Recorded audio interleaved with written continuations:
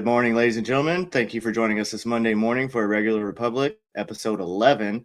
Today, we're going to be breaking down ESG, and I got an awesome guest today.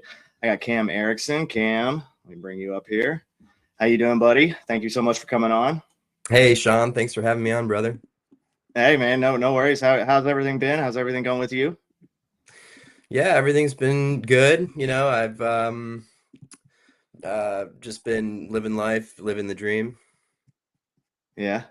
So tell us a little bit about your background, who you are, what you do, and then we'll jump into what ESG is and how detrimental it is, like where it all kind of started. We'll kind of go through the whole process and break it all down because I think it's one of those issues that not a lot of people know about, and I think it's but how detrimental it has been to not only our economy but to just all kind of aspects of the government to industry to everything. So yeah, go give us your background and then what you kind of been doing up in DC, and then we'll jump into all that. Awesome. Yeah. Thanks again, Sean, for having me on. Look, I spent the last 5.5 years in the House of Representatives. I ran the legislative shop for an Arizona Republican, worked appropriations, dealt with armed services, veterans affairs committees, and handled our digital assets portfolio. But, I'm not here to just give you a dry congressional resume. I'm here because we were actually in the Freedom Caucus trenches. We spent our days literally doing control Fs on these massive omnibus spending bills to strip out the word equity. And we saw firsthand how the left bypassed voters and embedded their radical agenda directly into the financial system and the defense industrial base and your retirement account. So that's what ESG is. It's a shadow government. So I'm just here to talk really just about exactly how Trump is ripping it down. Nice. So how long have you been working up in DC and kind of go through like that the expertise you have there and what you've seen and just how if you've been there longer than just this Trump administration, what have you seen the changes between different administrations and all that? Yeah, well, I've been up in DC for about 7 years. I'm originally from Minnesota, and 5.5 on the Hill as a legislative staffer. So I've worked I've worked as associate staff on the Appropriations Committee, which basically cuts the checks. So being on the Appropriations Committee doesn't just hand out money because of the power of the purse in the House of Representatives. All spending bills have to come under Article 1 of the Constitution from the House, but also it gives you oversight over every single portion of government, and the government actually has to meet with you even if you are dealing with an adverse administration like the Biden administration, because you cut the checks. So just by giving, it's just like an allowance, right? Like if you do something bad and and your parents threaten to cut off your allowance unless you get a timeout and talk to them, that's exactly like what an agency that does something bad is like if they get hauled before the Appropriations Committee and threaten to get their government funding stripped. So I worked as associate staff there for about 2 years. And then prior to that, was working on the Committee on House Administration, which oversees election integrity efforts for the Republican Conference. And my members have also worked on armed services. So I've have a lot of experience dealing with the FY 26 and 27 National Defense Authorization Acts, which are the authorizing bills, kind of known as the must-pass bills every year that have to be passed. And also on the Veterans Affairs Committee, which you really do see how ESG does harm the veteran and people that really should be first among equals to be helped out. So Chase, to really understand how to kill ESG, you really have to understand what it actually is and where it came from. So ESG, it stands for environmental, social, and governance. So if you grew up listening to Rush Limbaugh in your dad's car like I did, you remember hearing him warn about diversity trainings in the 90s and corporate sustainability in the 2000s. That was a funny one. And we would all make fun of it. These mandatory diversity trainings. Like it was a session you go sit in, you'd go around talking about how great diversity is for a day, and then you would just go back to your normal life, kind of like a pointless check the box thing. It wasn't really this ingrained entrenched threat to the American way at the time. But it was the start of something. It definitely planted a seed in something. Yeah. Well, and I mean, when it started growing, and we talked about this a little bit before the show, but you talked about how it started growing, even in the Bush administration, and then again in the Obama administration, and then it really took off in the Biden administration, and they really started pushing things. Do you think that was because of just the auto pin nature of kind of the Biden administration, where it was kind of just like a carte blanche, anything that has to do with DEI or ESG is just let's go, just let it run it down the tube and approve it? Yes, absolutely was part of that. And the woke 20-year-old staff that was running the country for 4 years, or Jill Biden, or we don't really know, but we will find out. But it goes past that, because the actual acronym ESG was coined in a 2004 United Nations report. And it was called Who Cares Wins. So it didn't come from American Free Enterprise. It came from the UN Global Compact. The pitch was, we need to look at the risks that aren't strictly financial. And it sounds reasonable, right? Like, who's against clean air and good governance? Nobody. Like, Right. President Trump, he always talks about having the cleanest water, the cleanest air. We all want that. We all want to be good stewards of the environment. But it was a Trojan horse. And it snuck its way past the Bush administration, because we were, the administration was concerned really more about the war on terror and GWAT. And it took the Obama administration and the uniparty establishment, and eventually really the Biden administration, to turn it from a UN white paper into a legally binding enforcement mechanism. So it morphed from like, hey, maybe don't pollute the local river, into, if your board of directors doesn't hit our intersectional diversity quotas, we're going to starve you of your capital and we're going to tank your stock price. That's wild to me. It's wild. It kind of goes. I had a buddy who was doing. He had gotten out, and then he was doing some stuff on a lake. Like, he had boats, and he was taking people out to teach them fishing and kind of stuff like that. And he was telling me that under Biden, he had to pay a fee to Fish and Wildlife so that they could monitor what he was doing. And it was all kind of under that same initiative. It's like he was paying them thousands of dollars a year so that they could monitor him. And it was like one of those weird things, like, why am I paying you to monitor, me doing something that's already actually legal? But, it's like this whole step process of ESG that doesn't really actually make sense.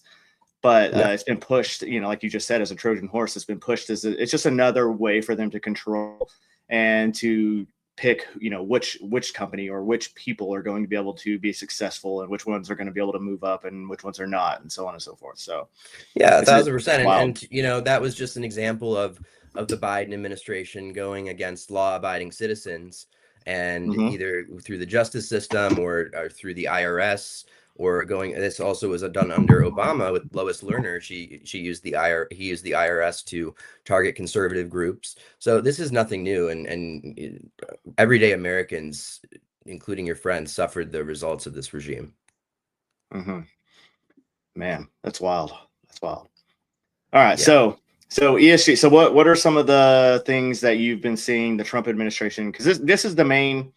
I think it's one of the big disconnects we have right now between a lot of people on the right.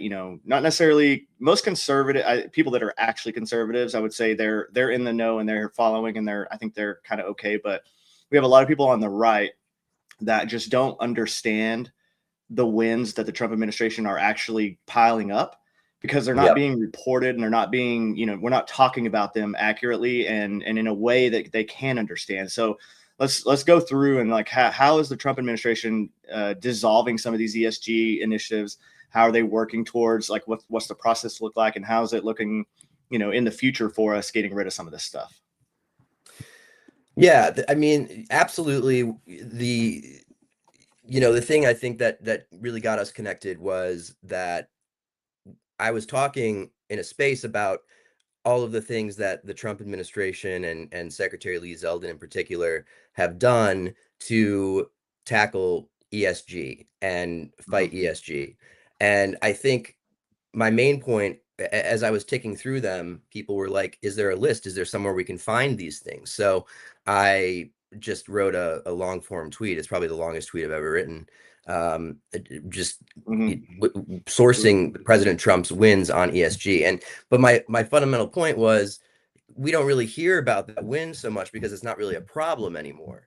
And a lot of politicians, they like to create problems. They like to maintain problems, like on the border, for example, to have a problem that they can campaign on in both parties. But what President Trump has done is he has hired people and systematically gone through what DEI, critical race theory, and ESG does. He went through the mechanism of it and how the mechanism works against normal people and the American way, and studied it, and then actually took action against it, because he saw that the harm that was done to it under the Biden administration, that it wasn't just some white paper. So a few things that he noticed was that fiduciary duty was being hijacked and destroyed, actually. Because fiduciary duty, for anybody, you don't need to be an accountant to know that it's the bedrock of American finance. It means that if I manage your retirement money, I am legally required to maximize your financial return, full stop. And it applies to corporations too. As a Fortune 500 corporation, I am legally obligated to maximize my return for my shareholders. That, full stop. I can't use investors' money or shareholders' money to fund political pet projects. But the left, they realized they could not pass the Green New Scam through Congress. So people like me and conservatives in the House stopped them. So they decided to bypass Congress entirely by hijacking fiduciary duty. This was when Biden brought in Gary Gensler at the SEC, and Gary Gensler was the fundraiser for the Clinton campaign. And he essentially said, we're going to just redefine financial risk with a magic wand to include climate risk. And once they did that, they opened the door for asset managers, which were more than happy to step in, like BlackRock, State Street, Vanguard. They were more than happy to collude with the Biden administration to use your 401k to force companies to adopt left-wing policies. They used other people's money to push their own partisan preferences. That is theft from you and me. And then Biden's Department of Labor changed the ERISA rules to explicitly allow fund managers to consider ESG factors when managing your retirement money. So the savings of cops, firefighters, veterans, teachers, these pensions that are already often go belly up and are very risky, just became even more of a slush fund for climate activists. And there's a lot more of the mechanics that like such as proxy voting and activist investors at the boardroom that really took over the boardrooms at the highest levels, that it was almost too late to turn the tide on it, honestly. And if President Trump wasn't elected, there was so much going on that frankly, it would have been too late. We would have just lost corporate America. It would have just been a total tool of the left. Wow. I've talked about this a lot. Like, I think that I'm a firm believer that in 2016, Trump winning was a shock to the left, that they thought they had it in the bag. They thought there's no way a non-establishment candidate could ever come in and win. And I think that was a wake up call. I think that's why we saw the big propaganda that came along with COVID, that towards the end of Trump's first term.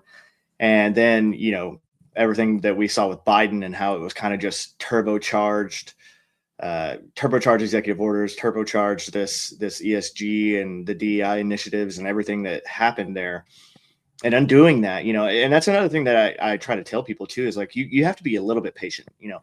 You can't undo everything that was done in the last 20 plus years in a year, right? You can't, it's not possible. Our Constitution's not made that way. Our government's not made that way, like on purpose. It's not made that way so that a populist, uprising can't come in and just change everything and then like rewrite the Constitution. Like it all has checks and balances for a reason. And, praise the Lord that, Trump did win in 2016 and put in the SCOTUS picks that he did put in, even though some of them haven't been as spectacular as we wanted them to be.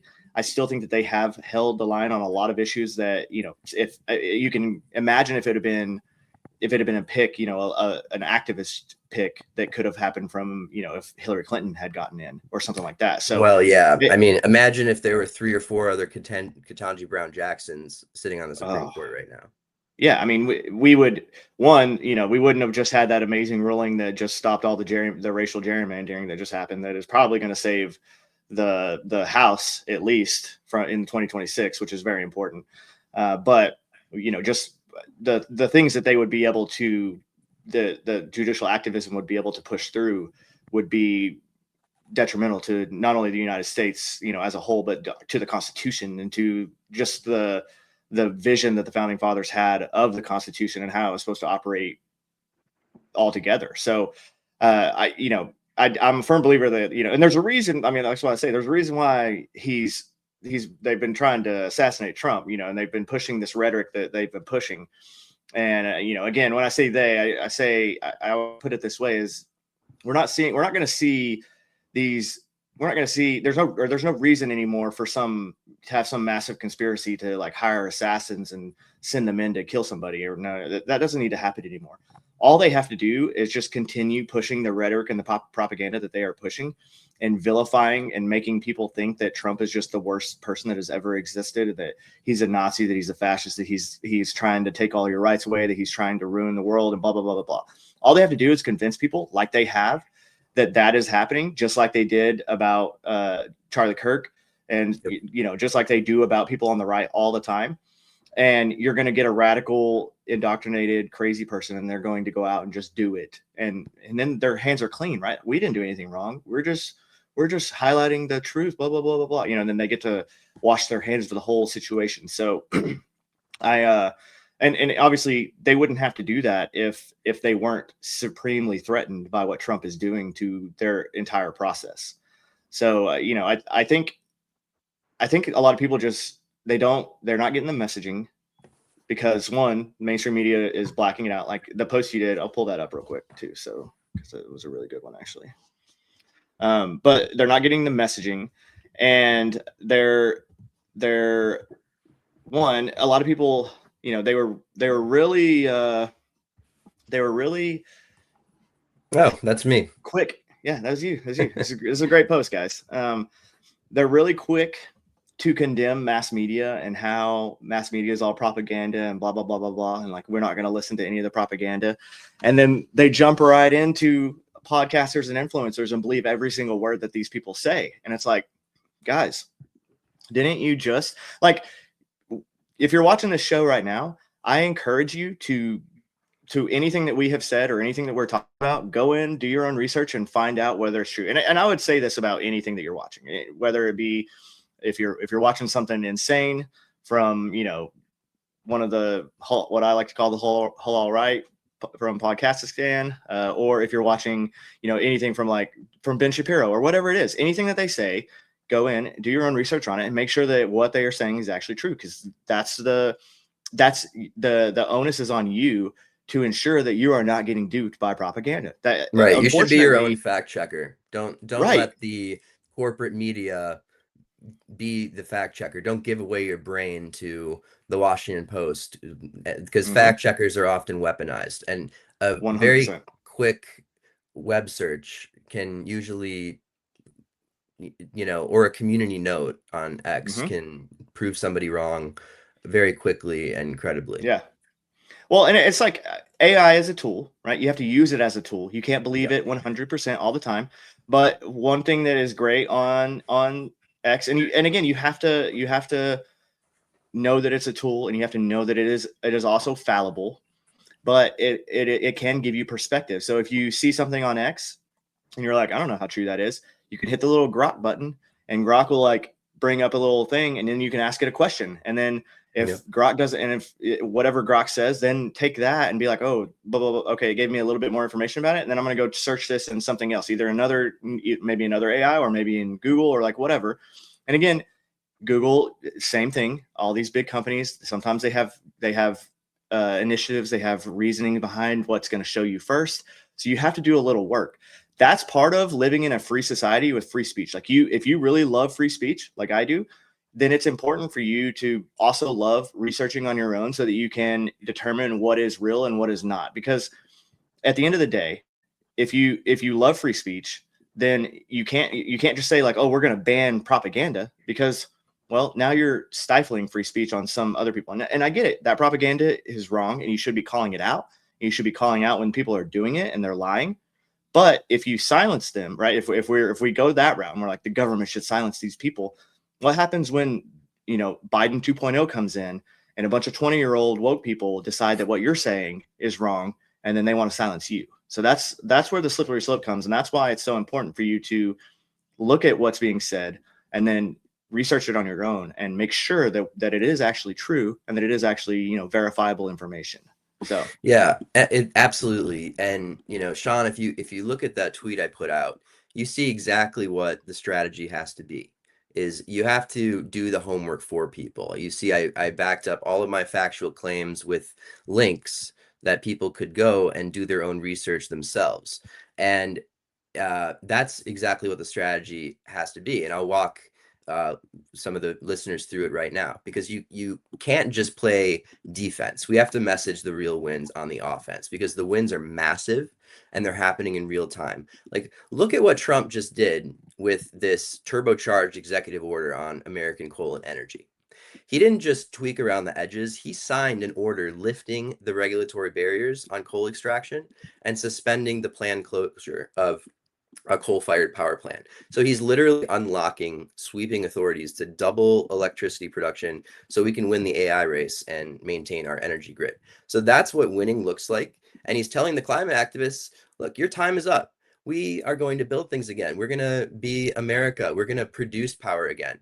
And then, look at the foreign policy side. And this is kind of where your take on the American hegemony and being the world reserve currency, and how that peace through strength, credible threat of military deterrence keeps that dollar sound on the world stage, is kind of making that link there, like Trump's actions in Venezuela, and tying that all together. It is connected. And that's what my X post, which is pinned to the top of my X right now, did. But the danger, there's a danger, and the danger is exactly that, is that we lose the message. We start letting the mainstream media do their message. We let them fact check us without fact checking them, which they hate. And the mainstream media has really lost their monopoly on information. So I'm gonna share this. This is what winning looks like. Yeah, I'm gonna show this. This is why this is so important, and this is why those changes by Trump are so important. You can see here that in the electricity generation race, which is paramount to exceeding in AI. And I know a lot of people are like, you can be scared about AI, and we obviously there's regulations and there's things that need to be done to ensure that AI, just like we don't want the judgment day. Yeah, but scenario. Biden was trying to crush AI with regulations. Right. And China is just letting it go free. Exactly. And China was increasing coal production and in all their coal plants. Nuclear and energy, again, large nuclear reactors. Exactly. And so all of these, so we're in a existential race against China to win in a lot of these things. And that's why this is all important, because at the end of the day, great power competition is really what's gonna, like, yes, we have a lot of domestic issues and those are being fixed and we're working on those as we go. We also, we are the leading power in the world. And if we don't continue to be that, and we don't continue to push the envelope and then ensure that we are the leading power in the world, and we get overtaken, then that's when we see some real problems, because our economy is built off of us being the superpower in the world. And our economy is built up off of us being the reserve currency, the petrodollar, and all of that. So if something were to change where China was to be able to take that from us, then our economy collapses on a number of different reasons just based on that alone. And you can probably speak to that as well. Yeah, and it's part of why the ESG part of it is very important. And actually, shortly after I'm not saying that there's a correlation, but shortly after I put my X post out, the Trump administration released a white paper on all their efforts to combat ESG specifically. And people always ask me though, like, Cam, how did these woke policies get onto corporate ballots in the first place? This Right. wasn't organic. It was orchestrated, just like all of the stuff from the radical left is. It's all orchestrated, and it's orchestrated very well, to their credit. It's actually quite a lot better than our side. But this one was orchestrated by the proxy advisory firms. And there are basically two massive proxy advisory firms. I would not expect any of your listeners to know what they are by name, but it's Institutional Shareholder Services, or ISS, and one they might have heard of is Glass Lewis. And they control the voting recommendations for trillions of dollars of institutional money. So if you have a mutual fund, which, I don't really own many because I'm, in my 30s, I'm more with the ETFs and stuff, but, older people in their retirement have mutual funds, and you probably don't vote your own shares. The fund manager delegates it to these proxy firms. So these firms are deeply entrenched in the woke left. They're the ones telling BlackRock and Vanguard, hey, vote against the CEO unless he agrees to a racial equity audit, or vote against this board member unless they force the company to, sign the net zero, climate pledge. Right. So whose interest do they serve? That's what I would like to know, is whose interest do they serve? And I think I have an idea. I think it's the Davos crowd. I think it's the activist left crowd and the cocktail circuit crowd, because, they're not serving the American worker whose retirement account is taking the hit. They built a machine to essentially force compliance without even winning a single vote at the ballot box. That's insane. Yeah. I mean, you're right about this. The left has been very good at organizing. I did a show a couple of shows ago with SK, and she has done some phenomenal research with Data Republican about these NGOs and how they have went through, and I mean 10,000, 11,000 of these NGOs, and how they're all kind of in cohorts together, working together to push all of these different initiatives from from every level that you could think of industry, from school, from like everything. It's National insane. Endowment for Democracy. Right. Yes. And how they're all working together they're working with people like former CIA, and it was all linked to USAID. And once they disbanded USAID, a lot of those people that worked with USAID went and moved over into some of these other NGOs and just. By the way, Secretary Rubio has been doing a great job as the chair of USAID. Just wanted to say. Great. Yeah, no, along with Rubio his 5 or 6 other job titles. No, he might be up to 20 now. Rubio, he has a lot of them, and I think that he has been one of the most competent cabinet members of the Trump administration this go around, that by far. I think the successes that he has have been phenomenal, and I think it's one of those things like he's made to do this kind of stuff. Like it's kind of like I was reading a thing about I can't remember who posted it. Maybe it was Dana Loesch. She was talking about, I guess some people are saying that Ron DeSantis, maybe they should put him, if there's a SCOTUS opening, and put him on SCOTUS. I'm like, and she was like, no, like he is such a good governor of bureaucracy that, even if he doesn't actually make it to the VP or presidency, like he needs to be utilized just like Rubio has been utilized to, like, he needs to be the head of OMB. Yeah. Oh, exactly. Like utilized to rein in these bureaucracies and just like beat them down, and beat down all these NGOs that have been running all these bureaucracies for so long in our government. And again, what Rubio has been doing has been phenomenal. And it's been great. And I don't know if that correlates well. Like, again, I don't know what's going to happen with 2028. That'll be one of those things that we see once we get closer to that standpoint. But, he's one of those that I want as a high level official in our government for as long as he's able to do it, because he's been phenomenal and he's been doing such great things especially if you look at the Secretary of State position and what the State Department and the failures of the State Department over the last, 2 to 3 decades, and the failures in foreign policy and the failures in all kinds of things. I mean, The M, if you go back to like a joint pub and a whole of government approach to warfare, the M, the military aspect of dime fill, which is looking at the whole of government approach, is supposed to be utilized like as a last resort. Like that's like the M is like, okay, all these other aspects that we were supposed to be using from a whole of government standpoint didn't work. And now we're blowing everything up. And now like, we're going to decimate all your capabilities. And then we'll use the rest of these to go in. And that's what we're doing with Iran right now. But the easy button is the M, and we've been using the easy button for 2 decades, with these other administrations. And I think that finally, with Secretary Rubio in there, we're looking at these situations and we're like, hey, we can actually affect a lot of these things with, we can use M, but we can use a lot of these other these aspects of whole of government and really affect these nation states. And that's why I talk about, how Iran, we were justified in going to Iran for a lot of reasons over the last, we could have went in for any time over the last 47 years and justified from what they've been doing to us through proxy forces, through terror, everything that they've been funding and backing.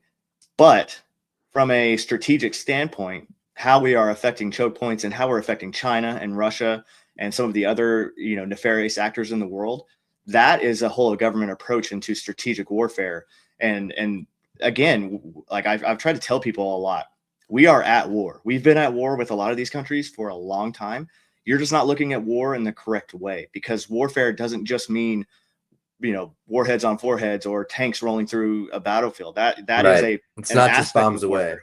Right. That is an aspect of warfare, but there are many other aspects of warfare. There's information operations, there's economic warfare, there's, signaled warfare, all kinds of strategic competition.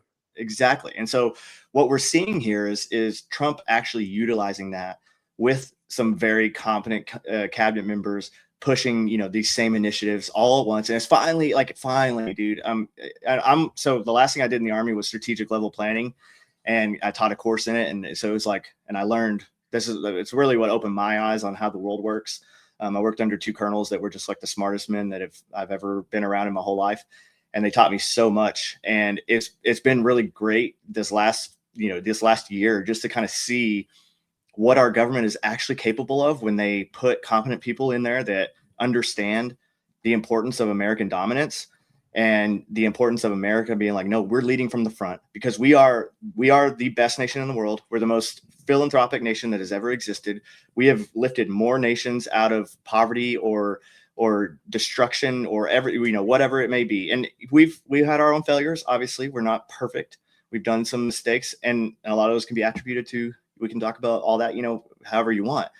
But I think the world is still better off with the United States leading the charge. And we're finally seeing that. And it's refreshing to see that too. So.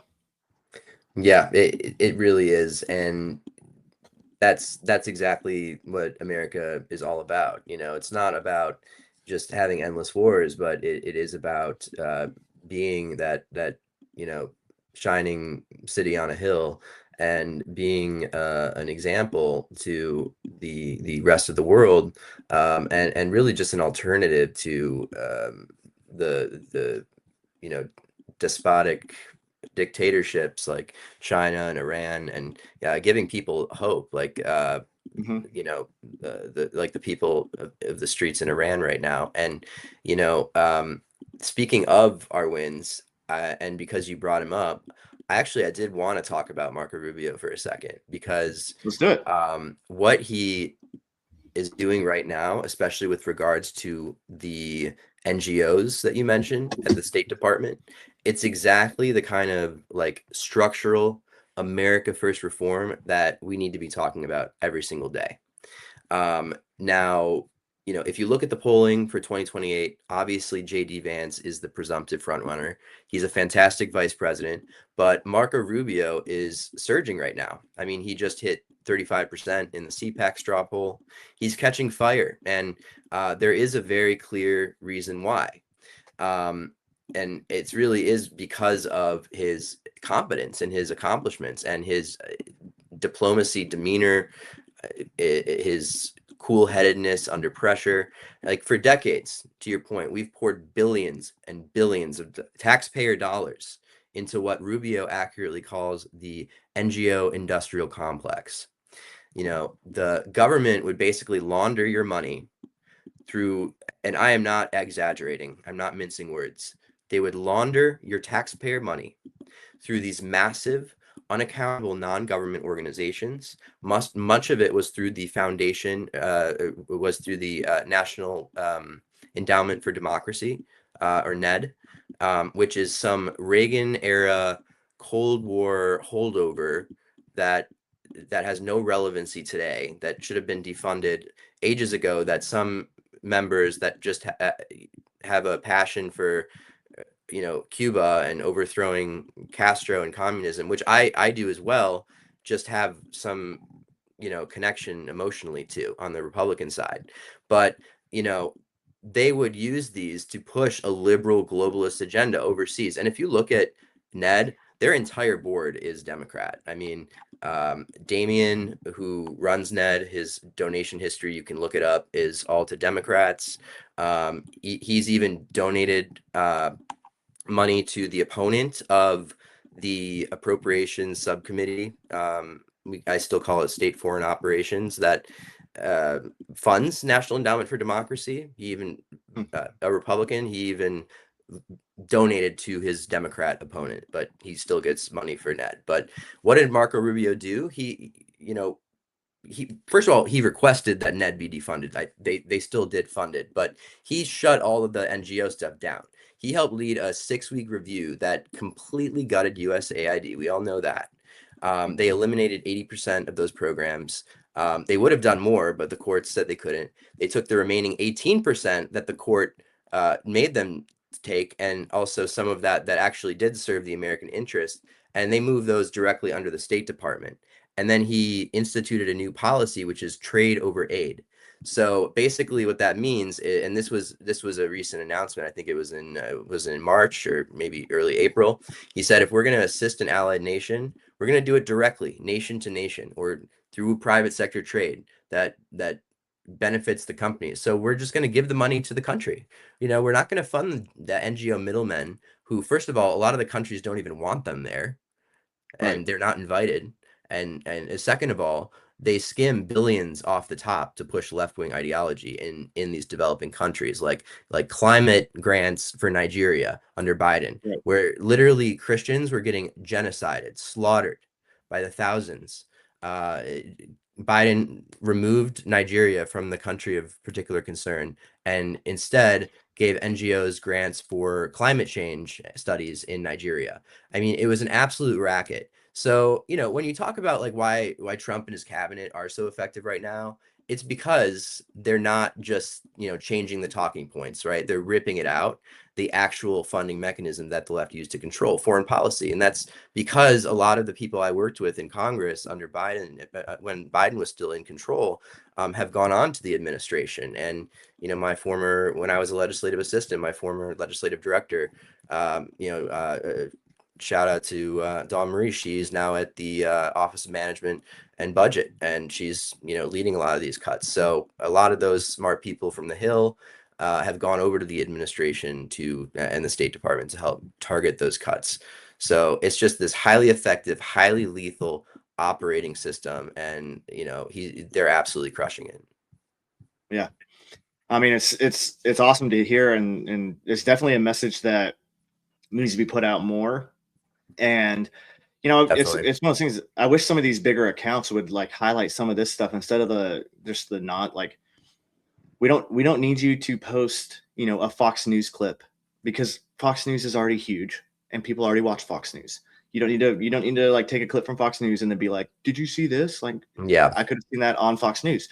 What you need to do, you need to pull some of the things that are happening from the Hill, and from that are actually happening in DC, and that are actually happening from the State Department, and that are really fomenting change, and that are gonna dismantle some of these crazy things that have been happening over the last, not only just under Biden, but just for the last decades, and how those wins are going to help us. And because again, it's one of those things. This messaging is so important, and we have consistently, conservatives have been organizing, we're not as good as the left because Yep. again, I say this often too, is conservatives want to be left alone, right? We want to raise our children, we want to go to our jobs, and we want to come home, and we want to like spend time with our families, and we want to be like, we don't want the government is kind of a hindrance to our everyday lives, and we don't think it's that important to like just be dealing with it every single day. And we have to change that mindset at least a little bit, and start getting involved in some of these processes. And we have to start pushing back against what the left is doing, because they're the ones that are organizing to push the changes that they want to push, which are the ones that are going to directly affect our lives and are going to change the way that we are able to conduct our lives. And so it's very important that we stand up and we push back against this stuff, and and we stand for the Constitution, and we stand for the just at the very least just not having our taxpayer dollars used in the stupidest and worst ways possible. Like Exactly right. Exactly right. And just having more money in your pocket because we're saving taxpayer dollars from this wasteful CRT, DEI, excuse me, spending. And we're delivering that in the form of tax cuts to Americans, like the working family tax cut that I also tied into that post that's pinned to my Twitter. And by the way, if anybody, I think that, before we dive into the next part of this, I just want to say something about what you're doing on X right now, because it's incredibly important. You're out there every day actually explaining the mechanics of this stuff. You aren't just giving people the talking points. You're not just, retweeting the rapid response and putting some hot take on it from the White House. You're actually dismantling the left's national security arguments piece by piece, and the woke rights arguments piece by piece, so that your audience can see exactly how the engine works and why the Dunroe doctrine is actually the winning side. And that's exactly the kind of the cognitive warfare that we have to wage if we want to beat these people. So, keep doing what you're doing because it matters. And that actually, if it's all right, leads me right into how this all connects to the military and national security. Because the left, they didn't just stay in the corporate boardrooms or in the State Department. They actually came for the defense industrial base as well, which I know we were talking a bit about that. And it's a larger conversation, but it's the part that should really make every guy in your audience absolutely furious. Yeah. No, let's definitely jump into that for sure, because I want to hear it. Yeah. So the Biden administration, basically, excuse me, they tried to force, let's back up here. The ESG stuff we were talking about, where it was mainly impacting Wall Street boardrooms, things like that. This stuff didn't just stay on Wall Street. It burrowed directly into the defense industrial base, into the companies building the weapons that operators like you relied on downrange. And it's something that I think I support robust government spending on, is defense. And but our money should be going to the best weapons, not the ones with the right diversity targets or quotas. And the Biden administration didn't understand that. In November 2022, they proposed a rule through the Federal Acquisition Regulatory Council. So basically what it is, it's the DoD, GSA, and NASA jointly that would have required federal contractors to publicly disclose their greenhouse gas emissions as a condition of winning federal contracts. So we're not talking about paperwork chase. We're talking about forcing defense suppliers, ammo manufacturers, shipbuilders, and aerospace firms to file Scope 1, Scope 2 for major contractors above $50 million. Even Scope 3 emissions, meaning emissions from their entire supply chain, before they could qualify for a federal contract. So, I mean, think about that. You want to build artillery shells for the United States Army? Wonderful. Prove your supply chain's carbon footprint first. You want to build a fighter jet component? Great. Well, wait a second. You better have your science-based targets initiative certification validated by, some like European NGO that nobody voted for. I certainly didn't. So it wasn't just embarrassing. It was actually, I mean, it was humiliating, but it was also a direct gift to our adversaries. And Right. there were more than 5,500 qualifying contractors that would have, many of them veterans, that would have been hit by this rule, covering roughly 86% of annual federal discretionary spending. So we would have built basically a compliance bureaucracy inside the defense industrial base, right in the middle of this deteriorating global security environment that was happening under Biden's watch, with the war in Ukraine that was launched by Putin under Biden's watch, with the October 7th massacre and the war, the succeeding war between Israel and Hamas. And the big primes, Raytheon, Lockheed, Boeing, they didn't fight it. Because what's their incentive to fight it, right? They just rolled over. They started publishing those full ESG reports voluntarily. Raytheon's ESG report, it was proudly touting their greenhouse gas reduction goals and their ESG and their DEI aspirations for their workplace 2030 strategy. So, and I encourage all of your listeners to look all of this up. This is all factually verifiable. Boeing got itself so tangled up in the DEI governance, and I've seen the subpoenas for this, that there are now active lawsuits alleging their diversity programs disadvantaged candidates, white candidates, on the basis of race and gender. So Boeing was more focused on board diversity seats than on not letting doors blow off the airplanes at altitude. And we saw what happened. We saw what happened with Boeing and that whole mess. So that's actually what ESG governance produced. And just one more thing on this, and then I'll just pause on that, is that while the primes were genuflecting to activist investors and proxy advisory firms, the small guys were getting destroyed. The small businesses decimated, and they already have a uphill battle as it is in military contracting. I mean, the procurement reform has been such a focus of mine, is just ripping apart that whole business as usual. This is just how things are done around here, that, as you know, is so pervasive in the military.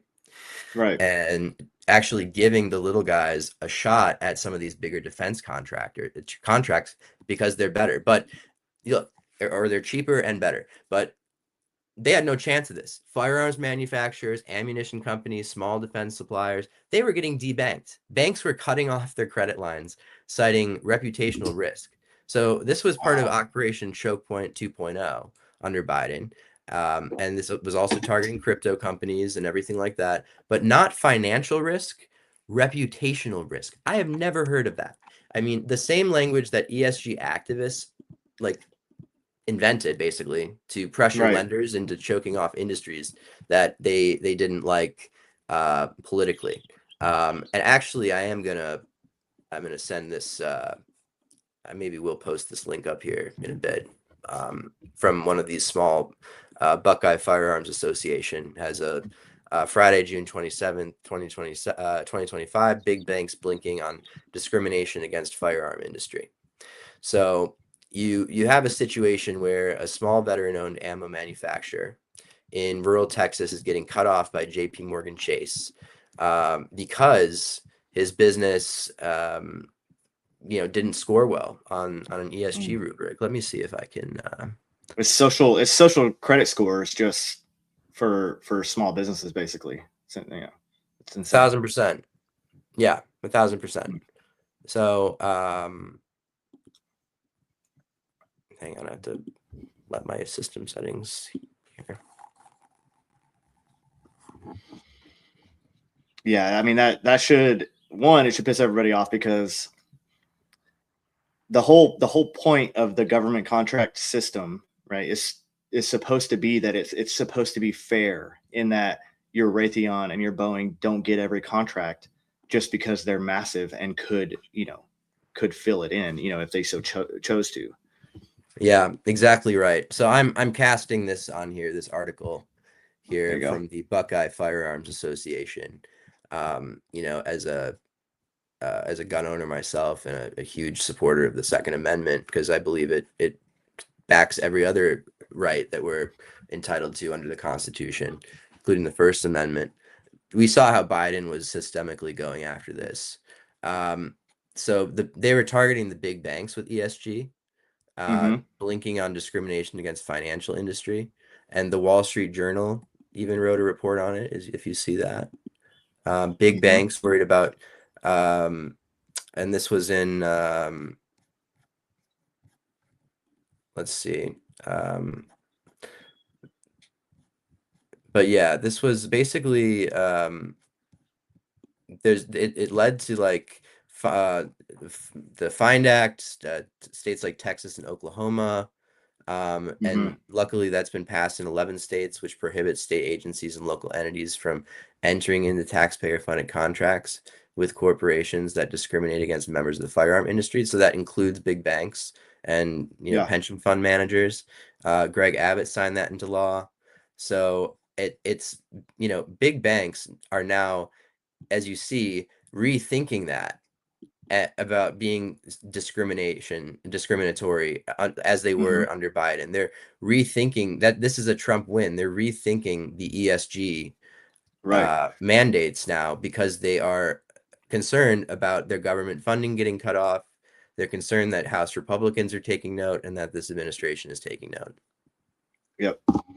No, that's huge. It's huge. Again, it's just another win, and I know that was helped push by some some Republican governors as well, but Republican governors are going to be more apt to do things when they know the president has their back on some of the stuff as well too. So I'm one of those people that I was critical of Trump in 2000 in his first term, especially when COVID happened, and he did some things. The 15 days to slow the spread. I was very against that. I was like, dude, I was a medic.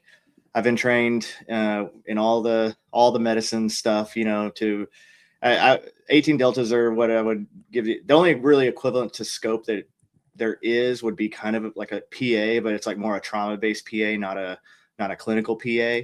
Yep. But we have a very good knowledge base, and when I saw COVID happening, and my family's calling me, and everyone's kind of, people are freaking out and stuff. And I'm like, dude, there's not people lying dead in the street.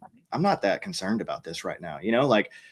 One, I don't care what China says, because if you believe a thing that comes out of China's media, you already lost. You're already confused, and you're already like falling for propaganda, because China state media is no different than Russian state media, or from Iranian state media, or from Al Jazeera, which is Qatari state media. So like all these things, you have to understand that realism is like, if it was really that bad, if it was really really that bad, and I understand that, and I'm not taking away the fact that some people did die, and there was issues with it, and it was there were some problems. A lot of that was in the way that it was handled. A lot of Well, a that lot was of people also died because of the vaccine too. right. The vaccine. Also, a lot of people died because of the way that they were implementing the procedures for treatment. And the second that you put somebody on a ventilator, their chances of survival dropped. Yeah, they dropped drastically, because ventilators are terrible for people. And so there's all these things, and then not being allowed to even hold the hand of your loved one while they were and all the passing stuff, away just in like a nursing home or they closed down parks hospital. and beaches. Like Yeah. why are you arresting people at a beach? It was tyrannical. It was a Yeah, tyrannical there's just a lot of things. It's sad. And a lot of these were just by local governments. You saw in the there wasn't much the federal government could do, unfortunately. But I mean, we left D.C., the District of Columbia, under Her Majesty Mayor Bowser's reign, and left to go to through Georgia. We went and visited Savannah. This was in probably March, or this is probably in March of 2020. My wife and I were newlyweds still at the time, and we had a nice trip through there. Nothing was closed down. We went down to Florida. I mean, it was great.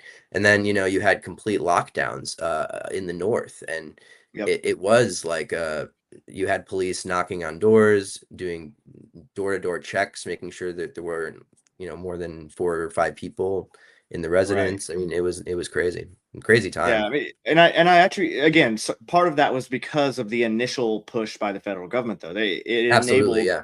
a lot of these local governments and these state governments to kind of be like, Yeah, oh, like well, they said Fauci's, you know, and right, 2 weeks and to and I slow under, the spread. Remember that? right, and I That turned understand into a that long time. Fauci, yeah, I understand that Fauci misled Trump in the beginning, but as the president, right, just like as a CEO of a major corporation, if you're misled, it's still kind of your fault because you're just like if you're a commander of a unit and you took whatever information somebody just gave you and then you made your decision based off of that without any other thought or any other information, any other informational process going into it, then you could have you still made the wrong decision. And so I've been critical about him, for stuff like that. But I'm also the same about any politician. There is, and Trump is different than a lot of other politicians. Well, I'll 100% agree to that. But there's good things that they do. There's bad things they do. We call out the good things. You praise the good things. You call out the bad things. That's the way that our system is supposed to work, right? I mean, when we do Yep. something All the balls that and is not strikes. Exactly. exactly like that's all. That's the way it should be. One of the things that I find funny now is like, I mean, I'm blocked by a lot of the big, huge Trump supporters that were, always Trump supporters all through it, had blocked me because I was critical of him about certain things. And now some of those same people are like, have turned on Trump. And I'm like, I was the one that was like critical then when it was, Yeah. and now when it's not real, like he's actually doing a far better job. And he's hired, he brought in his own transition team because he was like, we're not making these same mistakes that I made in my first term, and he did a lot of things different in the second term. And none of you are seeing this, and none of you, you people that were supposedly his biggest fans, and now you've abandoned it within a year because what? Because you didn't think the left was going to push back. You didn't think the court systems were going to push back against mass deportations. Like you didn't think that there was going to be some snags. Like it's not all, again, not everything's going to go exactly how we wanted it to go because the left is still going to fight us. You think they're just going to roll over and be like, "Oh, Trump won. I guess we'll just let him do whatever." Like it's just silly to me. But Yeah. I mean, they had the whole resist thing going in the first term, and that is why voting in midterms is so important, mhm. especially with the good work that House Republicans in particular have done and accomplished. Um, they delivered the reconciliation. Speaker Johnson has, I will say, never doubt Speaker Johnson because with this razor slim majority that he has had, he has been able to push more wins through the chamber than would otherwise be imaginable. I mean, he pushed government funding. He brought all 12 bills for the appropriations to the floor. He's been pushing through regular order mini buses for the first time in over a decade. Um, and he's pushed through these bills that had no chance. So I mean, he's done a great job as speaker. And that's all at risk. And it will just, we saw in the first administration, it was just when the House Democrats took over, some people were like, okay, well, good. Maybe this will be like an outlet for some Democrats that are so angry. Maybe they'll finally have a little channel for it and things will Mhm. chill. No, it was just constant investigations, constant Yep. harassment, constant warfare against this president. And I don't think he was prepared for it. And I think we as a country we barely survived the Right. Biden Harris regime. And certainly if Kamala Harris was elected, which she lost by a huge landslide, that was not even Mhm. close. I mean, he won every single swing state, but if she had won, I don't think we would have really a country left now.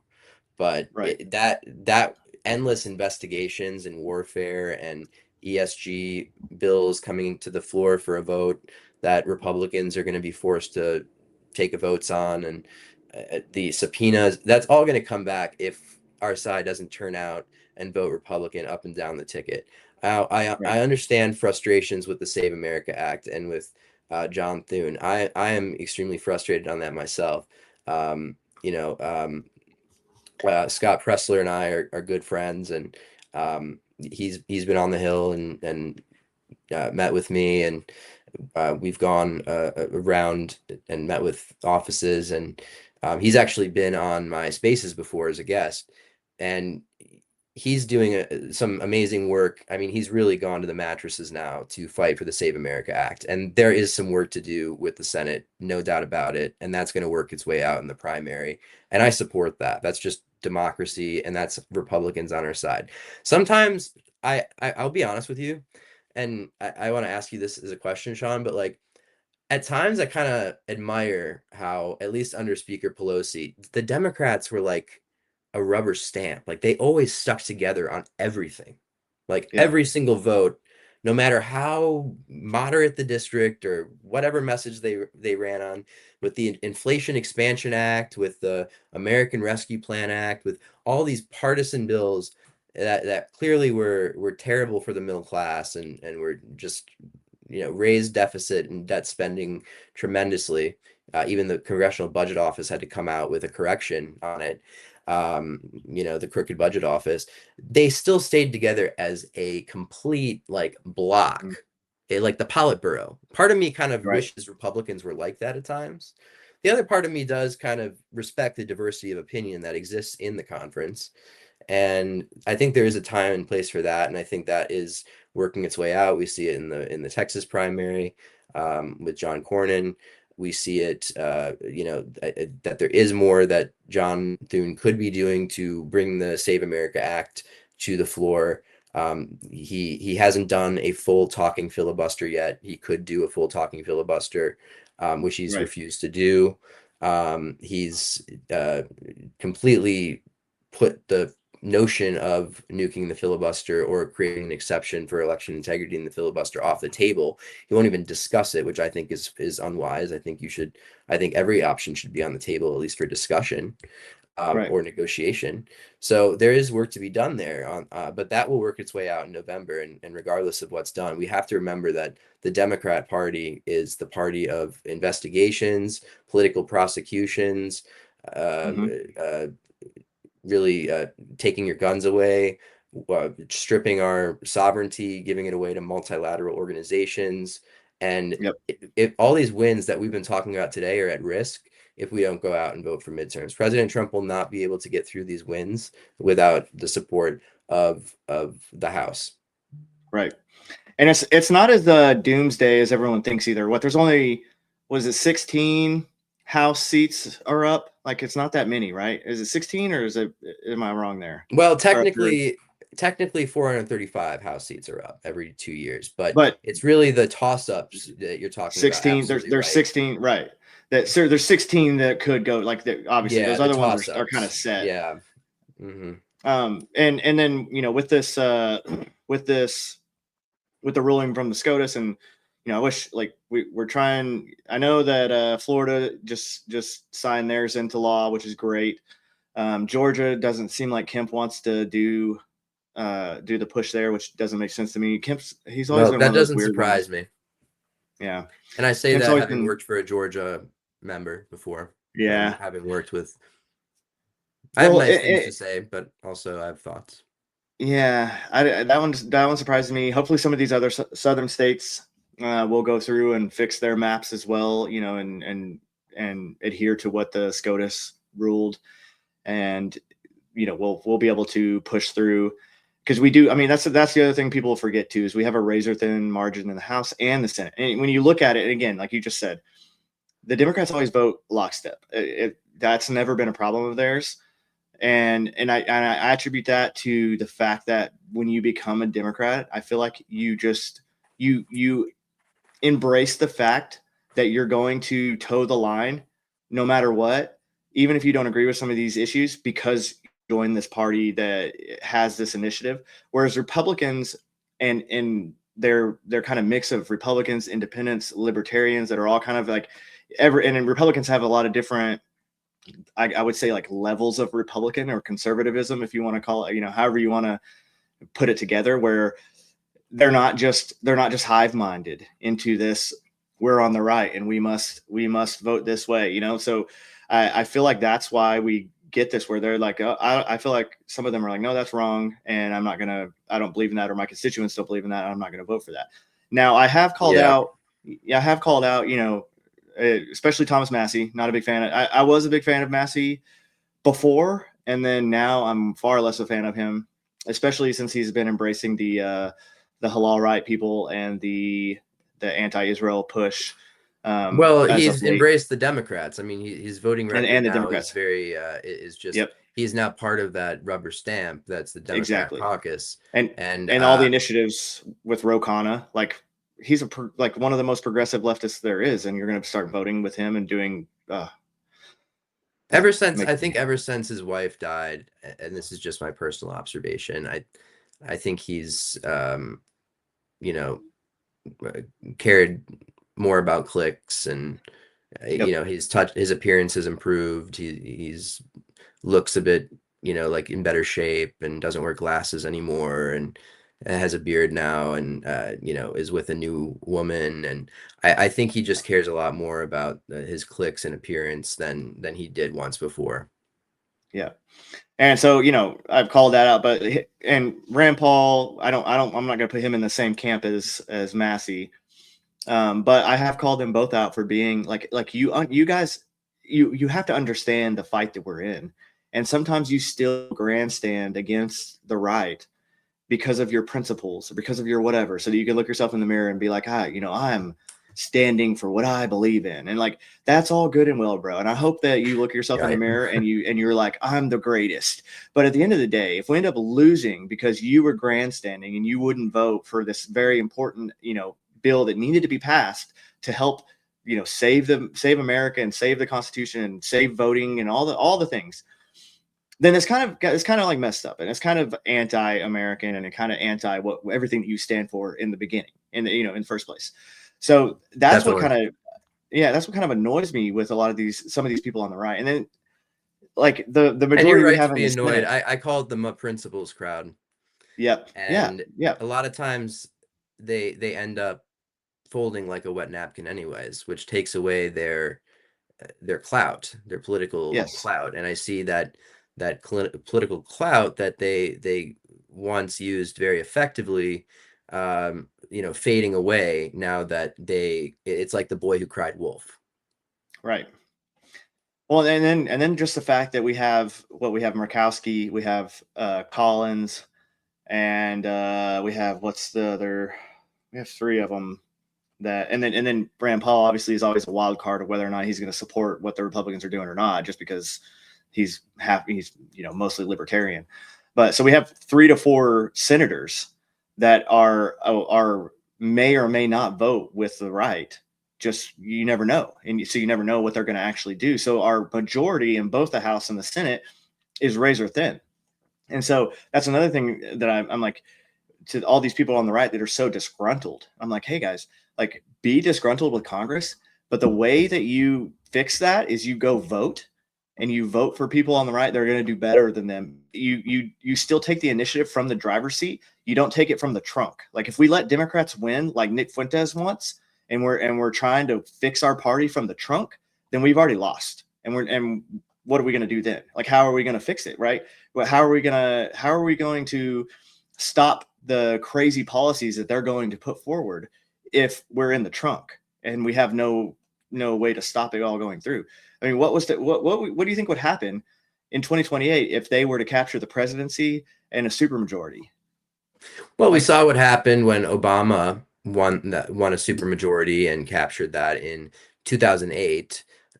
Is that he implemented, the Affordable Care Act, which has completely devastated the healthcare system in America. I mean, I know this isn't really a healthcare topic today, but I could do a whole show on how the Affordable Care Act has consolidated care,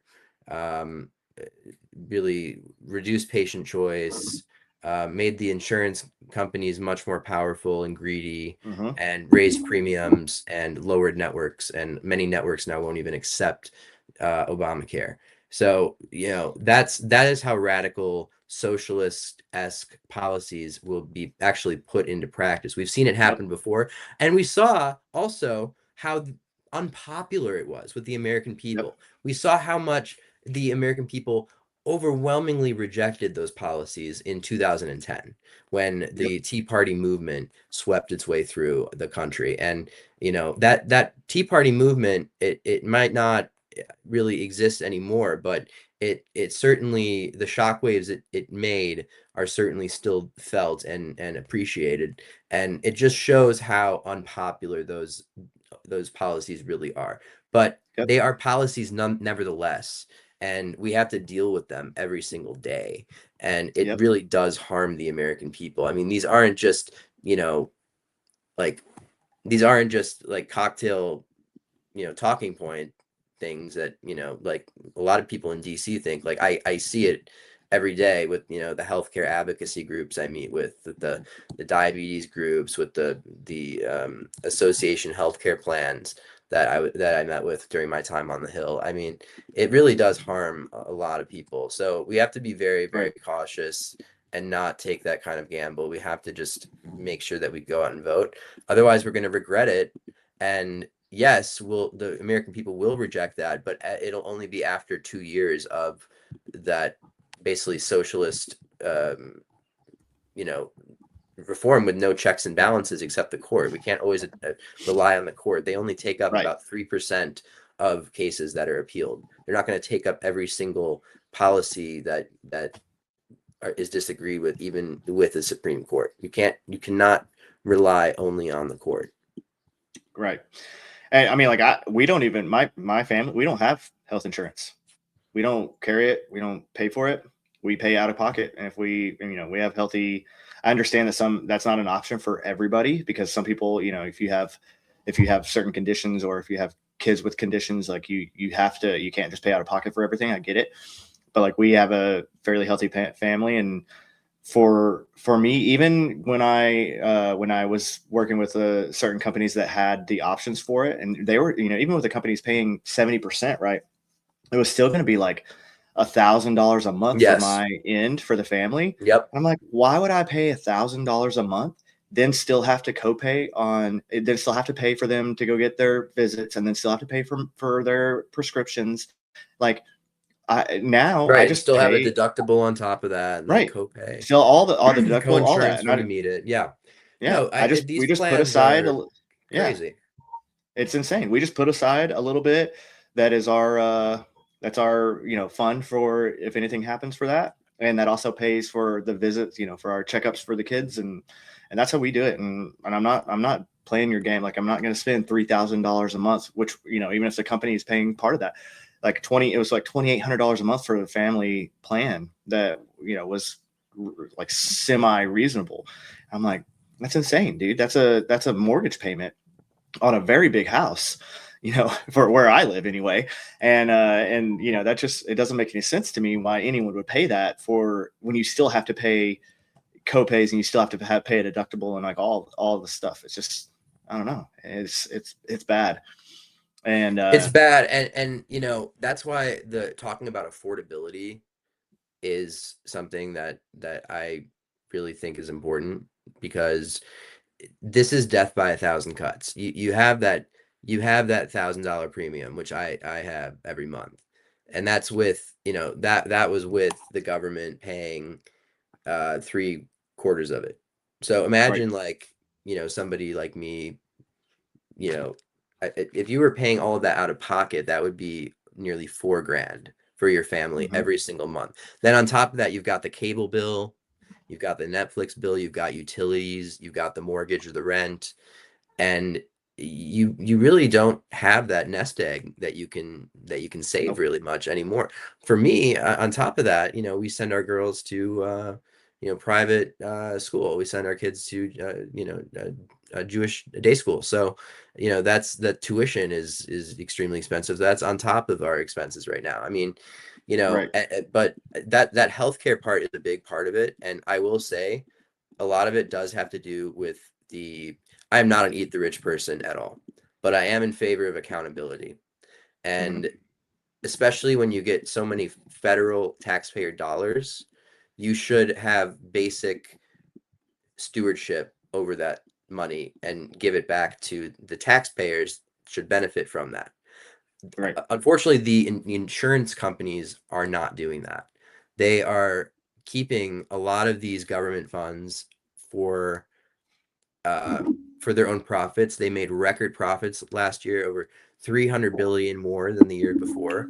And that is why these, temporary extension of Obamacare credits was such a dumb idea, and because they were not going to the patients, they were going to the insurance companies to do what they would with them anyways. And so, before we move on, actually, let me take 2 minutes just to talk about what Trump is doing with healthcare, because it does directly impact everyone listening, and it does not get enough attention.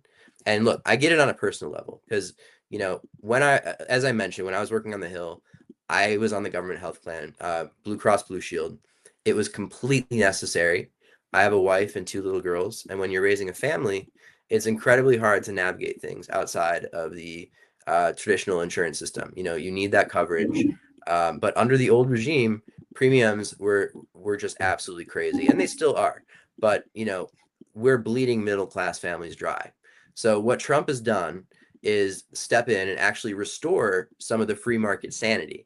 He's championing these new copper plans and which could make your premiums as little as $0 a month, and aggressively expanding high deductible health plans, or HDHPs.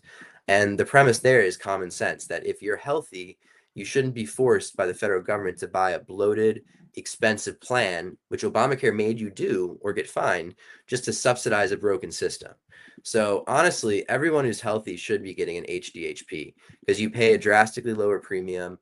Part of that premium goes into an HSA, a health savings account, which you get the freedom to invest the money in and it grows, and you get to keep it with you even if you switch plans. And it does go into it can be spent for qualifying expenses, including premiums. And you pay that, you get to keep more of your own money in your pocket, and you still have that catastrophic safety net if something goes wrong. It's going to be like a huge deductible, like probably $8,000, but it's there so that if something does go horribly wrong, you're not going to go broke. But so because of these conservative healthcare wins, we are finally seeing premiums actually going down. So Trump is giving working class families that economic freedom back, instead of just, trapping them in this one size fits all mandate that they can't afford, what the Democrats were trying to do. Right. No, I mean, something has to happen with it, because it's, like you said, it's insane.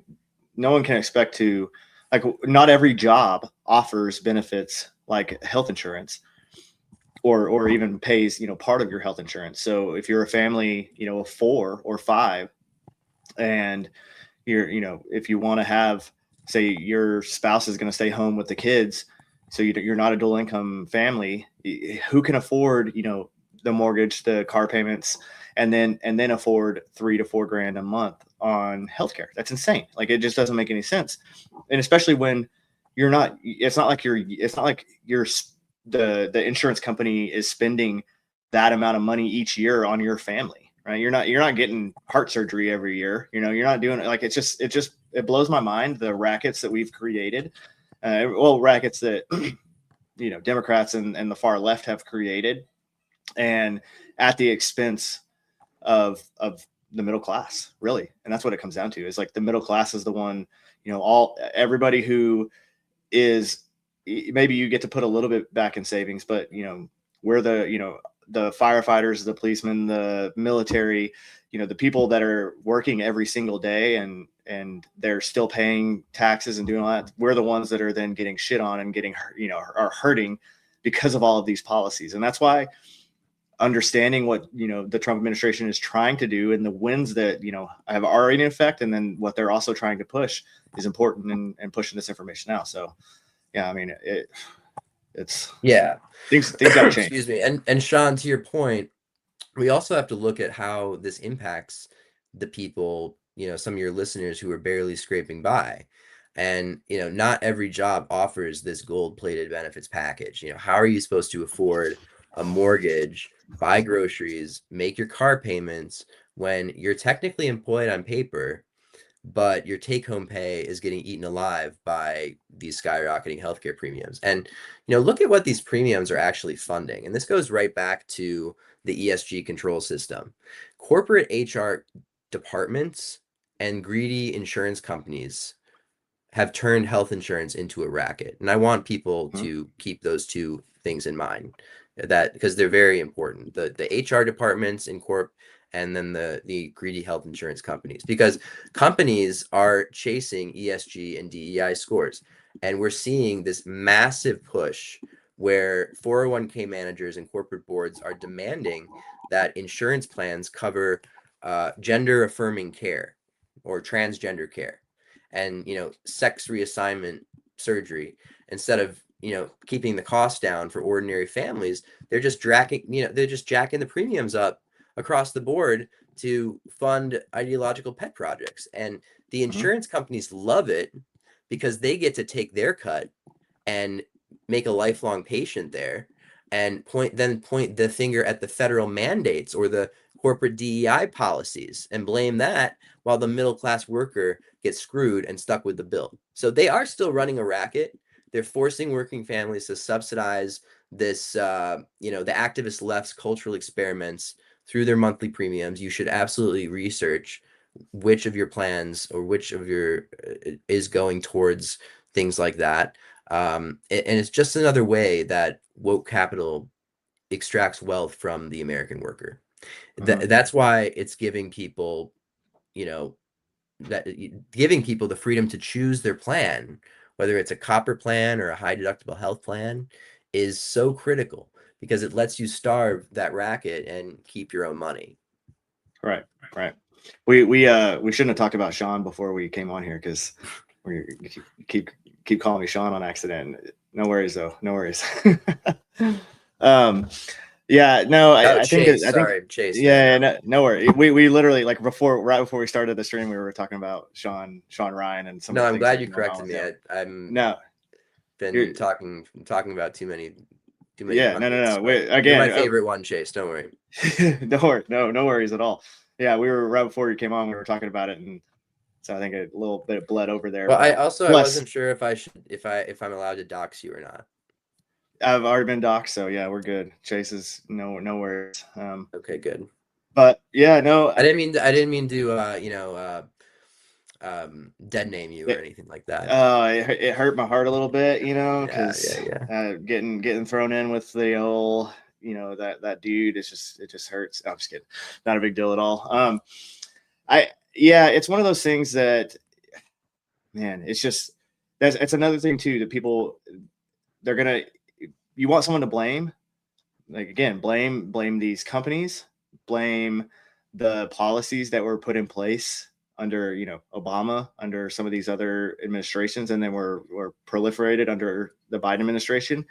And then you'll see why we're in the position we're in today. And again, all these things can't be fixed overnight, because again, if Trump, say we win in 2026, and we have a good enough majority in the House and the Senate to push back against Obamacare, the constant propaganda pushes that are going to be saying, like, Republicans just want to take away healthcare. They don't want Americans to have healthcare. They hate healthcare. They want you to die, and all this. That's all we're going to see, and that's going to affect people. And, like, that's another thing. So you have to be prepared for that. Like, this fight to fix these terrible policies that were put in place is going to be huge, just from the fact that the propaganda they're going to push to keep what they've already established as policy is going to be their main goal. And so you have to understand what's actually going on, and you have to understand, what the negative policies are, and it's not all going to be perfect, but we do need to we need to go through, and we need to vote against some of these things, and we need another bill. We need bills to come in that are going to reestablish or change, and you're more into the government legal aspect side of this, so if you want to discuss that a little bit more on some of the things that need to, like, if a bill was going to come through to kind of revamp Obamacare, or disband Obamacare and give us something better, I'm not against. I mean, I want the American people to be able to have a system in place that makes sense, that isn't corrupted, that doesn't give a bunch of money to, you know, illegal aliens, that can't be taken advantage of, and at the behest, or at the what's the word I'm trying to say here? At the, like, the negative effect, of the taxpayer. Mm-hmm. But at the same time, like, I do want the American people to have, you know, access to affordable healthcare, because that's important as well. So there's a balancing act that needs to take place here, without this being some bloated social program that can be taken advantage of.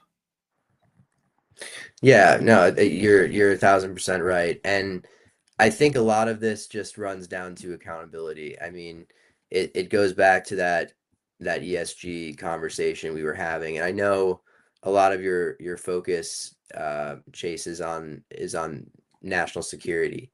And I think there needs to be an accountability element to it, and just making sure that not only does this not happen again, and is it actually against the law, which I believe it certainly could be argued that it is already, but just making it clear that ESG is against the law, and that it reaffirming that being a fiduciary means maximizing profits for your shareholders or for your clients.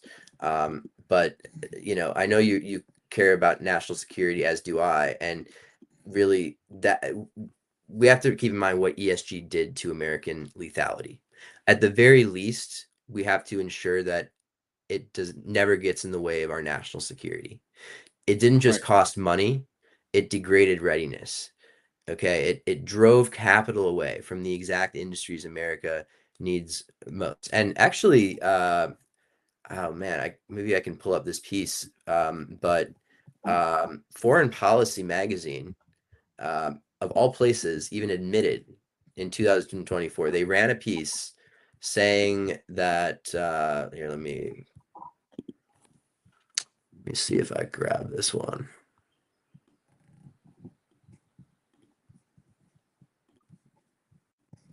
Yeah. Okay, I'm sharing it now. Wait. No, that's not it.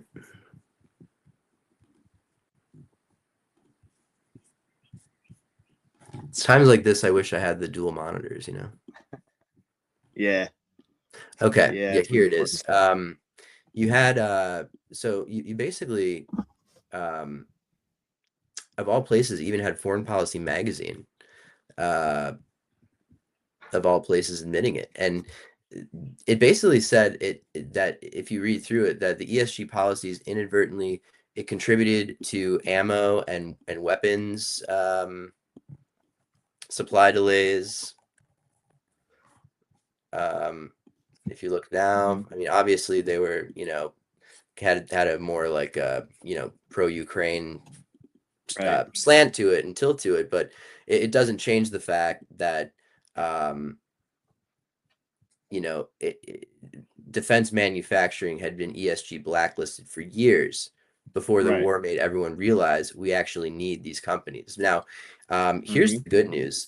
The rule actually got withdrawn on January 10th, 2025. So 10 days before Trump was inaugurated, the Biden administration actually withdrew the rule because it was so unpopular, because the comment period was so overwhelmingly negative. You know, if you publish a rule, you have to allow comments on the Federal Register for a certain amount of time. Right. The comments were so overwhelmingly negative, and the policy issues raised were so serious that they couldn't finalize it in time. And Congress actually had already put, and to your point, what can we do about it? We had already put a prohibition in the FY24 NDAA that blocked DoD contracting officers from requiring defense contractors to disclose GHG emissions as a condition of contract award. So this was us fighting back through not just appropriations, but also through the authorizing committees, like through the NDAA. So that was the fight happening in the texted bills while everyone was distracted by the culture war noise. So I guess the bottom line is like under Biden, a soldier's gear had to pass a climate test before it could be funded. And under Trump, it has to pass a lethality test. And that's the Yep. difference. Yep.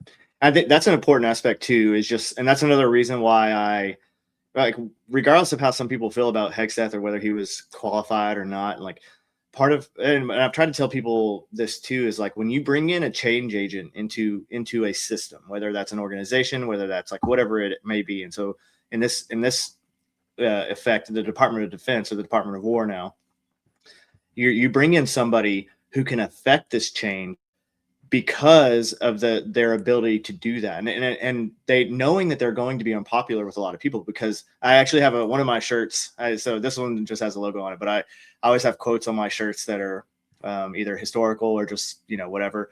And one of them is, if you want to make enemies, try to change something. And that's literally the main reason that people are mad at Hegseth is because he's changing everything. He's changing the DoD focus, which has been since World War II, really. Since after the victory on World War II, has kind of shifted to a more defensive, more reactive standpoint, to a more proactive, pro-lethality standpoint. And that was his purpose in coming in here. And that was what Trump brought him in to do. And he's doing exactly that. And so I've argued with some people here and there, and there's been people, there's certain, especially it's always like officers that they're just like, especially higher ranking officers, and they're like, he was just a major, and you're like, what does he know about higher level staff? And I'm like, you know what? I'm like, you know what? Well, from my perspective, from my perspective, what I see is when like a general officer, for instance, they're so far removed from a line unit or from any of the on the ground units and from the men that are actually doing the work, that they've forgotten. That's been decades for them. They've forgotten what all that is even like, or what is even necessary for these units to succeed, or what they even need, or what drives them, or what all the things that go into having a successful military. And they've forgotten all that. And they also, our military is, and it's always going to be a little bit, but it's just plagued by yes men, right? And these higher level general officers always have all these other officers under them, and they're all just yes men. They're like, oh, they're not going to tell. They never see it's all political. Problem. It's all right. political. They never see the real problem. My dad was a lieutenant colonel. He was a JAG. Yeah. He has so many stories he shared with me. Yeah. They get like, they're like, what's going on over here? And then they get the Sesame Street version of it that doesn't actually tell you the problem behind it, and not the actual ongoing, like what needs to be done to fix it. And so they don't actually really know. So they're super, I would say just removed from that knowledge base. Whereas Hegseth, wasn't removed from that, and never made it up to the higher level where he was plagued by that kind of issue, which is another good thing, because he's and that's another reason why a lot of the troops actually like him. And to the point too, the guys that were talking crap about him going and working out with troops, they're like, well, that's not the Secretary of War or Secretary of Defense's job. He's not supposed to go work out with troops. I'm like, why not? Why shouldn't the leader, the head of the Department of War, go and like spend some time? I can't believe officers were actually saying that. They were a lot of, like, it's insane to me. It's insane. And those are the officers that are honestly, they're the problems with the military, where the military. Well, that's like the Mark Millies, basically. Yes.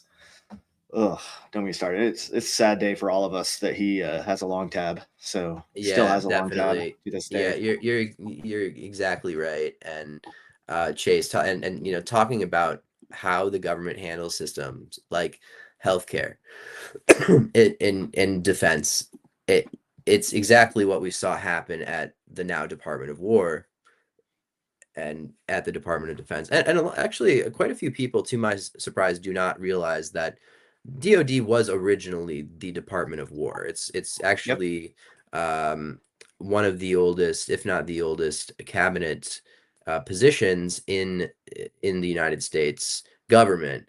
And it was originally the Department of War. It was later changed to Department of Defense. So all that the Trump administration is doing is changing it back to the name Department of War, which it's important that people realize that. But you were a Marine infantry officer in Green Beret. Army. I wasn't an officer. I was enlisted. Army Green Beret, Special Forces. Yeah. Army Green Beret. Nice. Well, and thank you for your service, by the way. Yeah. And but you know what it means to actually operate, at the tip of the spear. And you know that the only metric that matters in the military is lethality. Right. So, does this unit, does this weapon, does this strategy kill the enemy as efficiently and effectively as possible, and also keep our guys alive? Right. But under the Biden administration, we watched the DoD get completely hollowed out by a bureaucracy that cared about everything except lethality. Like, the Pentagon was absolutely plagued by yes man, even more so than you had arguably. You had these flag officers who were more concerned about getting invited to the right DC cocktail parties, and passing their ESG climate audits, and opening the right amount of putting the right amount of DEI officers in charge of DEI at the bases, than they were about China building 2 warships a week. So it was really demoralizing to watch. And the number one recruitment tool, study after study shows, is veterans or service members recommending that somebody enlist or commission, whether that's their son or their nephew. That is the number one recruiting tool. And for the first time, really, at the highest levels, you were seeing veterans like my dad advising people not to join the Army or the armed forces at the time, because it was so demoralizing. And I can only imagine how downtrodden it made the guys actually serving in the ranks feel. So that's also kind of why I'm, so focused on procurement reform, because when I was on the Hill, working on appropriations and dealing with the House Armed Services Committee, we had to fight this constantly. And the procurement system is broken, and the left weaponized that broken system. But it's not just the left, it's also that the just uniparty, that's how things are always done around here, kind of bureaucracy, right? Because that's pervasive. And the officers in charge of procurement, I mean, you can talk to them, but they're just kind of eyes glazed over. They really don't know what the hell they're doing. And it's basically procurement reform is important for 2 things. One, in a normal world, if you're a small veteran-owned defense tech company and you build a better drone or a lighter body armor, you should win the contract over somebody like one of the top defense contractors. I could name a few, but you know the big guys. And the second is that they started actually baking climate disclosures and DEI requirements directly into the federal procurement. And I touched on this earlier, but I wanted to make sure, like, explicitly they were baking it in. So the Boeings, the Raytheons, the armies of compliance officers, just to check those woke boxes.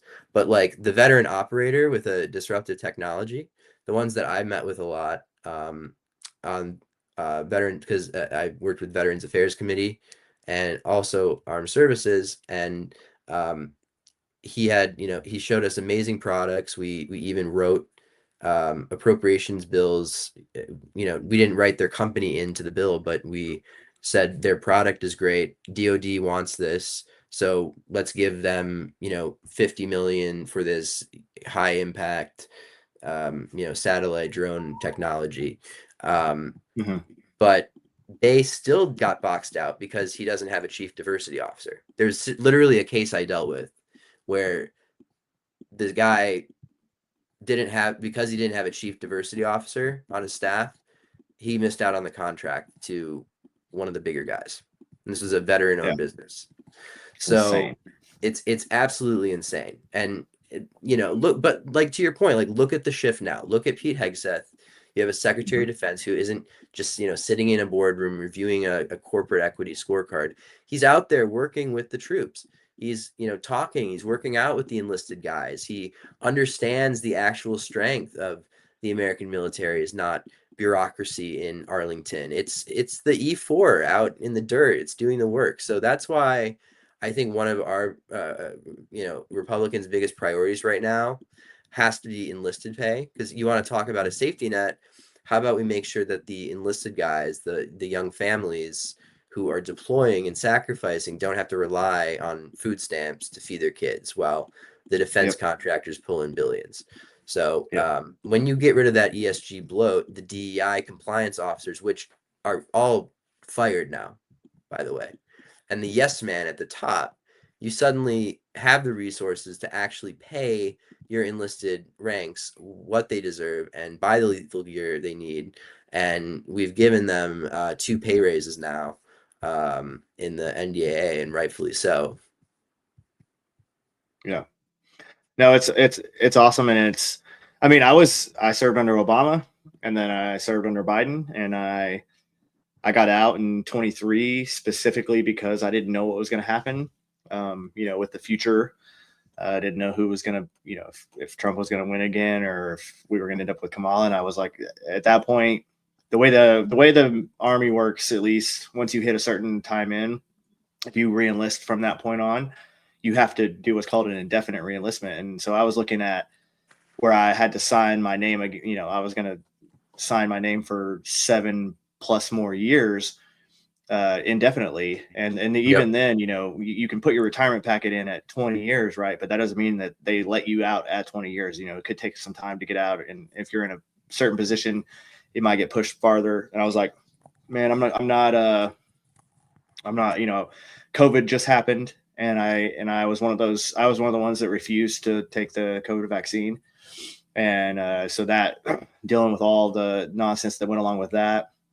And I was like, nope, I'm not, I'm getting out. And I was very clear about with my command and with everyone too. I was like, no, I'm getting out. Like, this is not a thing that I'm not reenlisting. I'm not staying in. And that was why. It was purely because of the way that higher level leadership and the higher level government leadership was, and how they were moving things. And it's exactly when you have a 2-star general sit there and tell you that diversity is our strength, while you're sitting, at a graduation for Green Berets. And I'm like, bro, no, it's not. Like, if you look around this room, the strength in here is not from diversity. He was obviously trying to become a 3-star. Right. And he didn't even make that. So good, a lot of good it did you, bro, for selling out. But it's one of those things, like the strength in this room is, perseverance and never quit, and like there's all other kinds of intangibles that all these men in this room have that are they're about to put on this Green Beret, and none of it has to do with diversity. Like, diversity of experience can help in a situation, right? If you say, someone on your team happened to be in construction at one point, and then another dude on your team happened to be, whatever, like all these different things. And you're like, oh, this helps the team because, you were in construction, so we could build stuff a lot easier now. You know how to do all this stuff, right? That's cool. Like, that helps in that situation.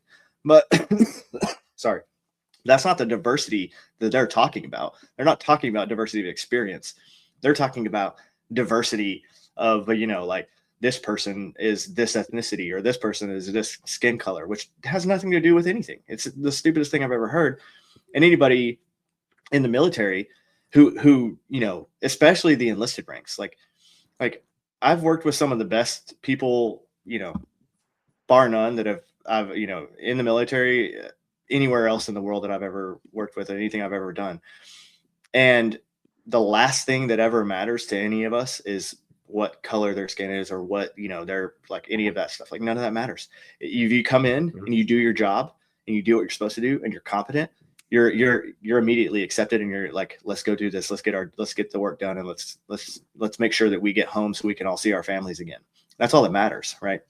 So absolutely. Yeah, it's very refreshing to see the military moving. And that's another thing I've talked about too, is like, we're getting to witness our military do what it's supposed to do. Like what just happened in Iran, a 30+, little whatever, they had the ceasefire, so you can count all those days if you want, but realistically it was like a 35 day engagement where they decimated 90 plus 95% of all of Iran's military capabilities and their command structure, and we're done, right? And they've essentially kind of declared victory, and now the rest is on the Iranian people.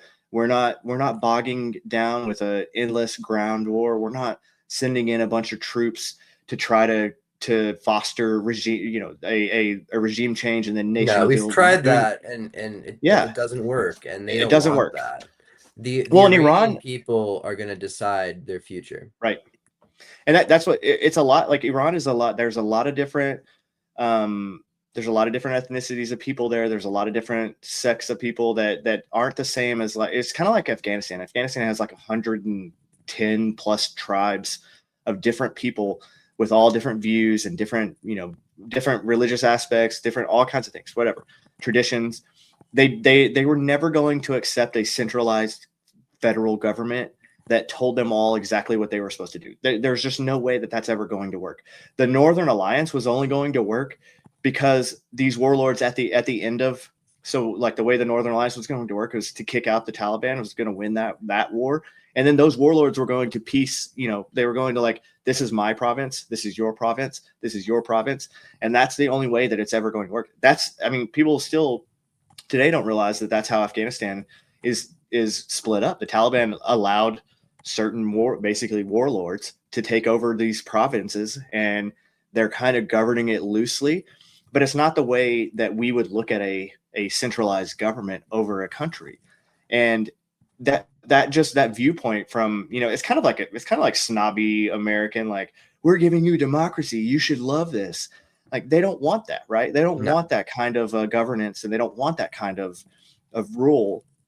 And so we shouldn't be trying to force that on them. And I think that what we're seeing in Iran is exactly what should happen in the times that we have a conflict with a terrorist funding or a authoritarian entrenched regime that is damaging U.S. interests. If you cross a line, we're going to hammer you. We're going to destroy you and your capabilities and your leadership structure, and then we're going to let your people decide what to do with the government from there. And we're out, and we're like, hopefully you guys make the right decision, and then we can start diplomacy with you, and hopefully you'll join the world stage.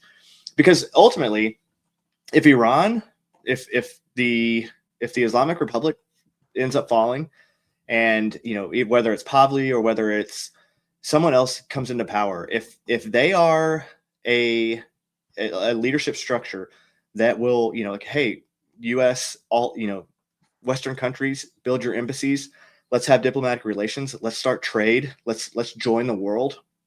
That's a win. That's a win for the whole world. It's not just a win for the United States.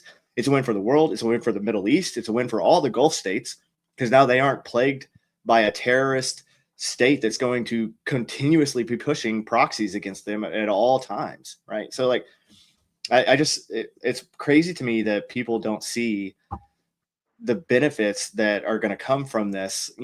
Obviously there's still the chance that it doesn't all work out how you want to, but that's also life, right? You can do everything perfectly right. You can do everything with a business, whatever it is, you can do everything right, and you can still fail sometimes.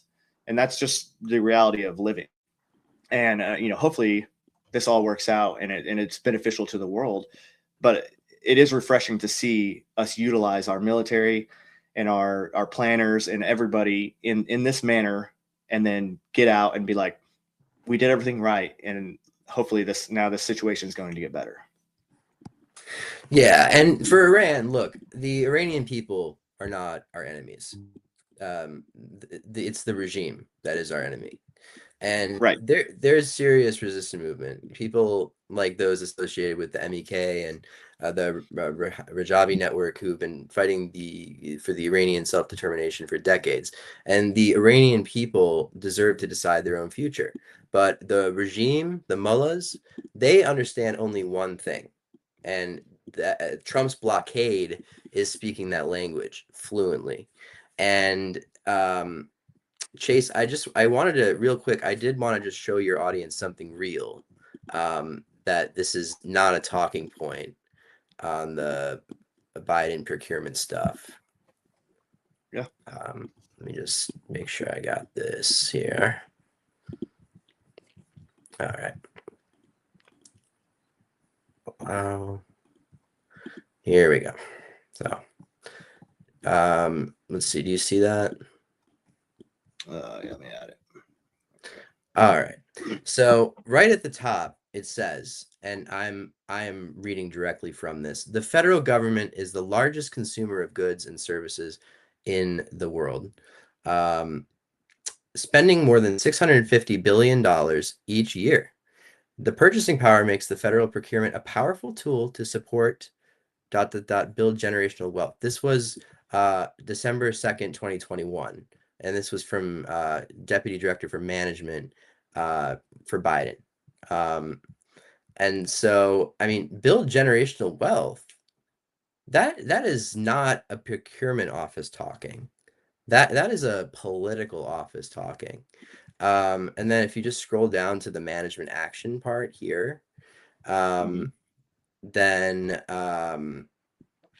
they issued 5 binding management actions. So number 1, and I want your audience to hear this, they set a government-wide goal of steering 15% of all federal contract spending to small disadvantaged businesses by 2025.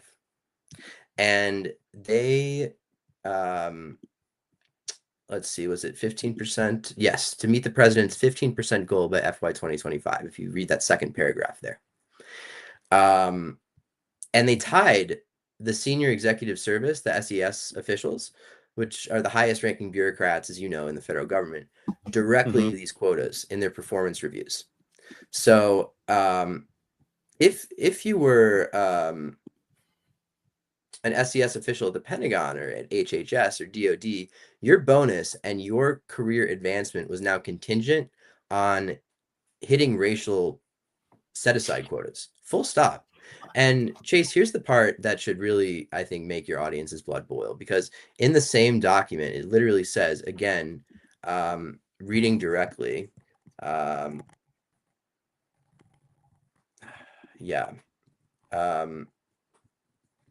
So it says,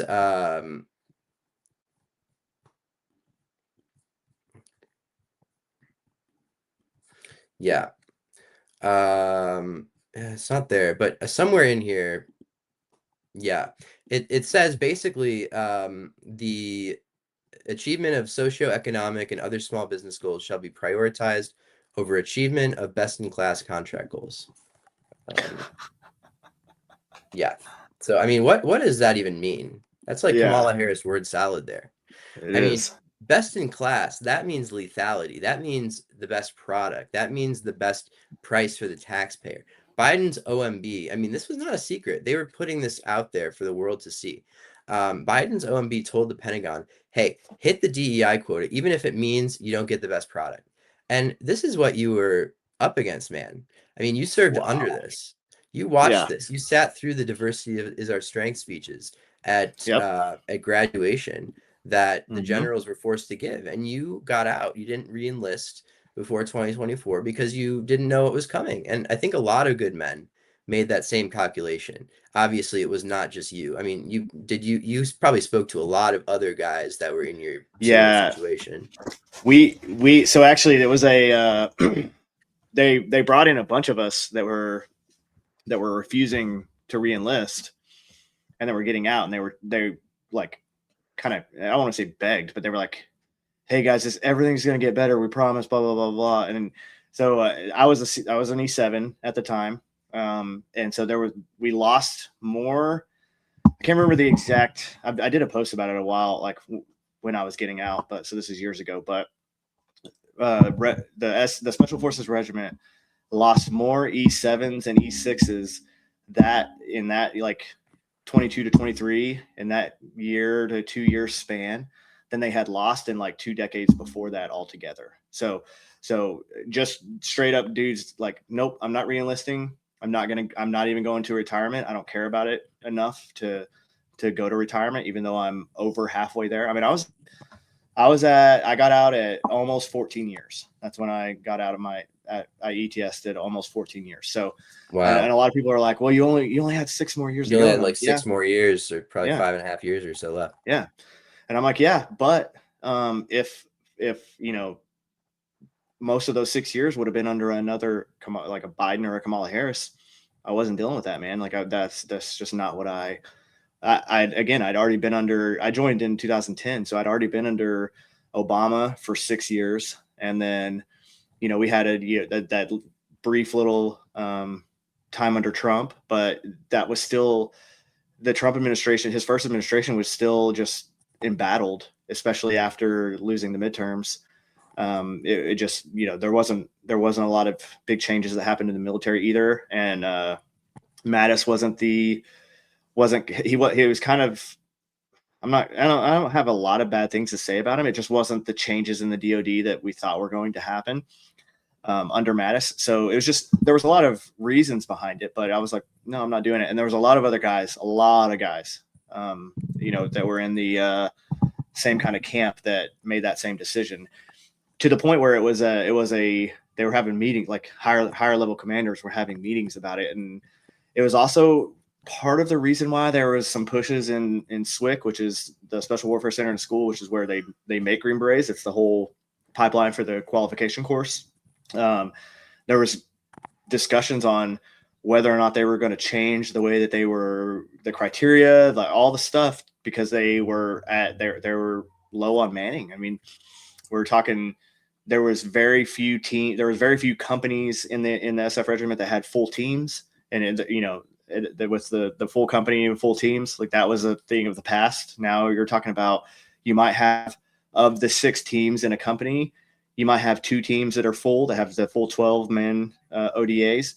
And then all the rest of them have, maybe like a couple of them have 10, a couple of them have 8 people. And then you have like one, and they went through, and we're calling them ghost teams now. They've actually disbanded specific teams from companies throughout group. So all the different groups, 3rd group, 5th group, 7th, all of them have lost teams, and those teams are never coming back. And because they built this, they started expanding the structure for GWAT, and now we don't need that same level of force. Isn't that great? Anymore. Isn't that great? Yeah. Yeah. So it's just one of those things. It's like, and when you join like special forces for a reason. Like I was one of those that went straight from, went straight into the Army to go to try to become a Green Beret. It's called the 18 Extra program. It's like you immediately go through infantry, 1-site unit training, basic 1-site unit training. You go to airborne, and then you immediately get a shot to go to selection, and then move into the qualification course to then go to group. And if you make it through, right, you get your Green Beret and all that good stuff. I didn't go to like the regular Army first, like some people do. And there was a lot of guys that did that, and they've changed just kind of the like benefits of being special forces, right? Like the whole reason, you join because you don't want to do all the dumb Army stuff. You join because you're supposed to be like a little bit like you went through all this hard training, and you went through all these things so that you could, get away with some of the other stuff, right? So you could not have to be held to the same like annoying things that have to happen in the regular Army and all that kind of. And a lot of that ended up kind of going away, and especially COVID was an eye opener for me when they told me, like, I was managing that higher level planning course, and which is an E8 position, and I was an E7, and they pulled me into a room. They were like, and this is also still while my religious exemption was in the process. Like, it hadn't even been approved or denied yet. It hadn't even went to the highest level of authority in the Army that was going to look at it. So it was one of those things that, like, we're still, months away from even having a decision on this. We shouldn't be jumping to conclusions here. But my command was like, if you don't go get the vaccines, we're going to pull you out of your course manager position, and you're going to go sit in a room. Oh yeah, just blanket denying religious exemptions, denying health exemptions. Yep. And so when they did that, I was like, you know what, dude, y'all, and I called their bluff. They weren't actually going to do that. I called their bluff, and I was like, you know what, do whatever you guys got to do. I was like, it's not changing anything. I was like, my religious exemption's still like in the pipeline. And until I get a denial on that basis, I'm under the assumption that is, I'm still covered by that. So, but when I just saw, when I saw that my part of this organization, you know, like the Army's a bureaucracy, I get it, but like we're, you know, special forces is supposed to be a tight knit group, you know, more like let's take the common sense road, let's take the road less traveled and the one that benefits all of our guys. And there was just a lot. It wasn't that way anymore. And I was like, no, I'm done, man. I'm out. And so that's kind of and again, that was all fostered by the Biden administration and, you know, just the climate that was created in the DoD from everything that was going on from a policy standpoint and everything that you're talking about, from ESG to diversity, DEI, all the things. And it's sad, but you know, here we are. And you know, that's why it takes time to reverse the damage that has been done. I mean, in particular, the VA, which is, by the way, it is the largest bureaucracy in the entire world behind the U.S. Navy. Mm-hmm. And Secretary Doug Collins, he's been doing a fantastic job. I've met him. I've been in meetings with him. And he is, but he's in a really uphill battle because care should be centered around the veteran. It should not be centered around, you know, the VA system. That's what Right. it is. And under Biden, you know, especially for younger guys, they like to just see the physician of their choice. So if it's community care option, that's a real option. So how community care works under the Mission Act is if it's 30 days for general care or 60 days for specialty care, if it takes more than that time, or if it's a certain amount of drive time, then you should get an automatic referral out to the community and be able to see a doctor that's in the community outside of the VA. The Biden administration, they released a red team report that systemically denied all of that action and tried to undermine it. Trying to see if I can find it here. This might be it. No. Anyways, there's something in the congressional record that I wrote. You know, if you Google my name, and it just shows how the Biden administration, you know, systemically tried to undermine it because that would give the veteran too much choice. And Right. they're in the, so also that there's just a ton of bureaucracy in the VA.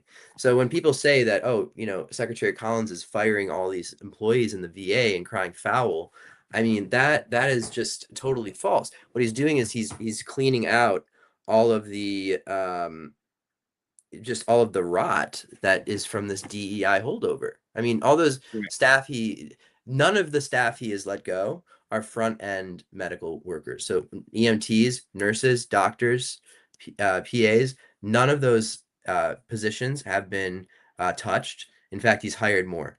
But the disability backlog, so that's on the healthcare side. The disability backlog for veterans, just on claims, was like out of control when under Biden. I mean, it was just these claims were languishing for years and years. And Yep. Under the Trump administration, now over 60% of these claims are down. So the 60% of the claim backlog is down now, and that's as of February. That's as of February or March. So there's a lot of progress being made just in the numbers and also just in the morale that you're seeing. But I mean, you have the deep state, you have the permanent government bureaucracy that is absolutely going to be fighting against you tooth and nail the entire time. Right. I believe it, man. I got out in 23. It took the VA until, because I got back paid like 14 or 15 months. I think it was 15 months from when I got out in 23 until I finally got a rating. And then, you know, I've appealed it, and since Trump has been in, the appeal process went from what took 15 months to now back to like a normal, like 30 to 60 days. And I think I think one of them, I think the first appeal took 90 days, and then I think the last one took like less than 60 days or something like that for that appeal to go through. And I was seen, and my first actual appointment with the VA was in January of 25. Yeah, no, it was January of this year. It was January of this year, because they were so backlogged from there. But then from that point on, I've been able to get like consistent ones. Like they've hired a bunch of different doctors, and it's like the situation is getting far better.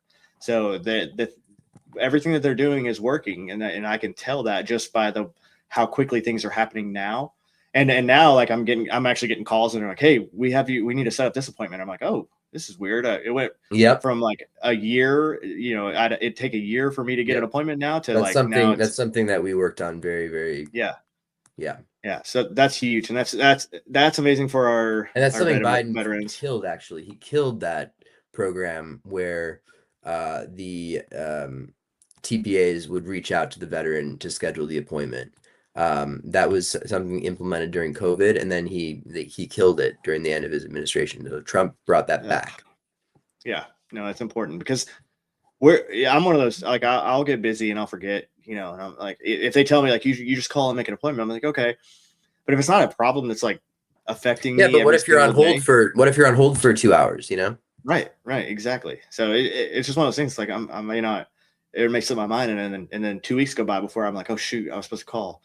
But yeah, and that's also why we changed the law to Chase, to make it so that the timeline, the countdown started not when you made the appointment, but when you contacted them. So the Biden administration was trying to cook the books by saying, oh, well, the countdown starts from when you make the appointment, but it should be when you call to make the appointment. You shouldn't be punished for if they fail to make the appointment. So we changed that as well. But it's sad that we had to, do so much kind of like, plugging the dam little holes piece by piece, just to stop them from doing this, because they were really trying almost to harm the veteran and just help expand the bureaucracy and the unions. I mean, it was unbelievable to watch. Which is the way the left always works.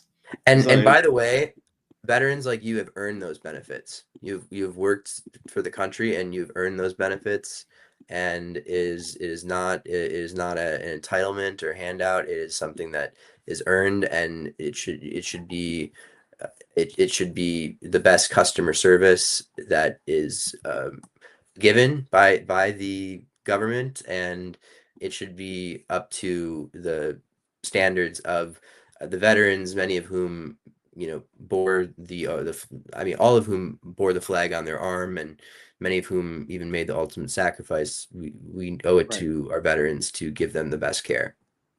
No, it's awesome that you're helping with that initiative. That's amazing too. I mean, it's been frustrating for a lot of my buddies that are veterans, and there is light at the end of the tunnel, especially for a lot of them now, that they're like, yeah, I can call and like get an appointment, and or the website actually works now. You can just like schedule an appointment. Because I remember a year ago, you would try to schedule an appointment and there wouldn't even be, like, everything was grayed out for like the 3 months window it would give you to schedule an appointment.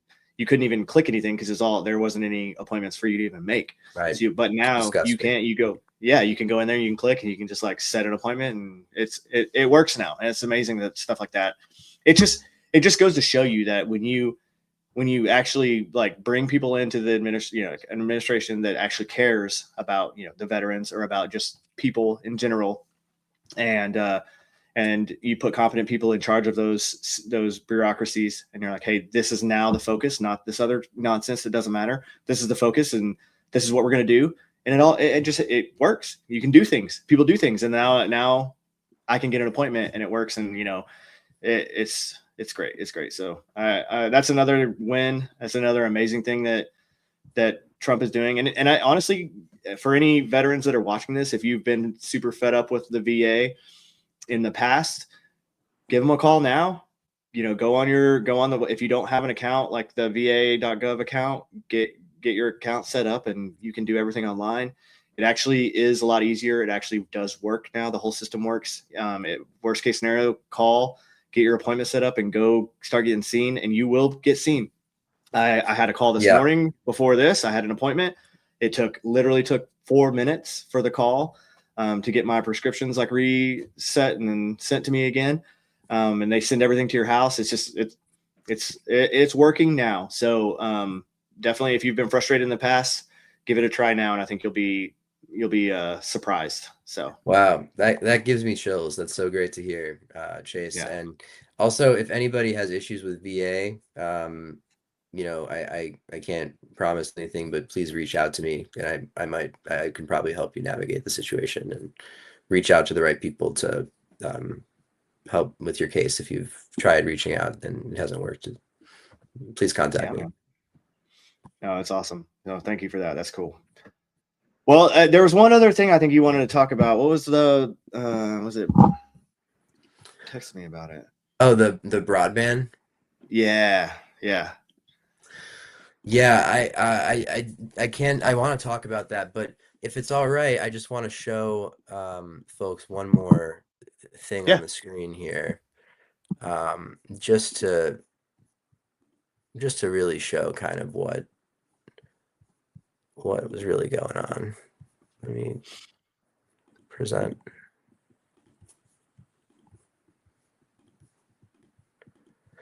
So this is the Biden archives of performance.gov. And if you were to go, well, let me hit the back button here. It says track the government's goals, data-driven progress updates from the teams responsible, featured a lot of equity things. So if you go here now, you click, it will show you all of the goals of equity under Biden. So like, let's click this. Equity and justice. For the Department of Energy, why are they doing an equity and justice? And then you go back to this, I don't know, pick an agency. What agency do you want to see under Biden, that their DEI? It doesn't really matter. They're all the National Science Foundation. Oh man, are you sure? That one's crazy. No. Yeah, let's see National that one. Science Foundation.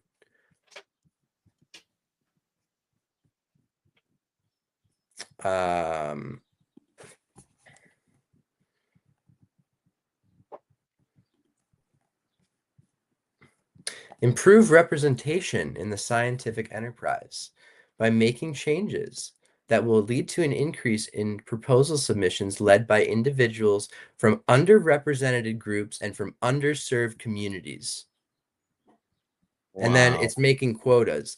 NSF will increase the proportion of proposals received, 1, with principal investigators from groups underrepresented of STEM, and 2, from emerging research institutions by 10% over the FY 2022 baselines. Well, what if their science is crap?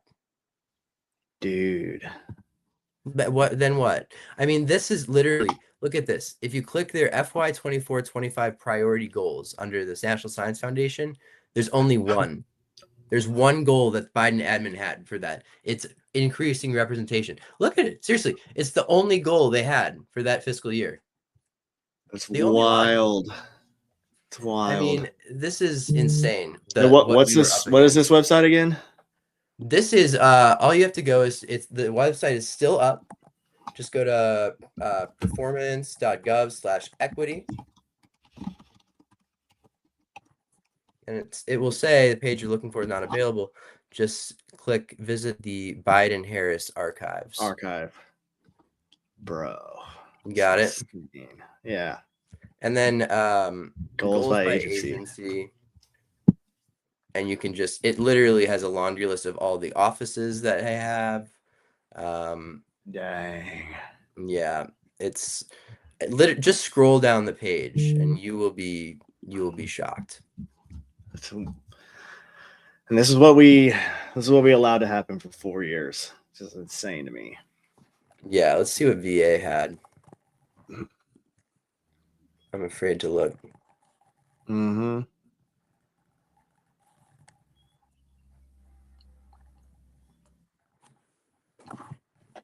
I don't. There's gotta be.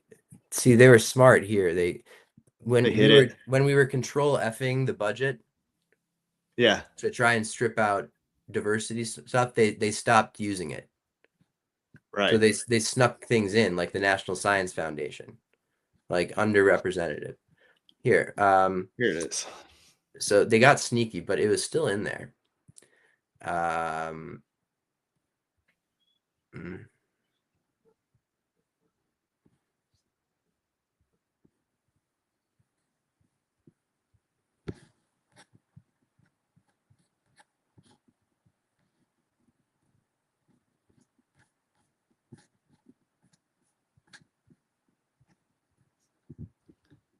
Here, this is just shows how they were really trying to kill community care and veteran choice.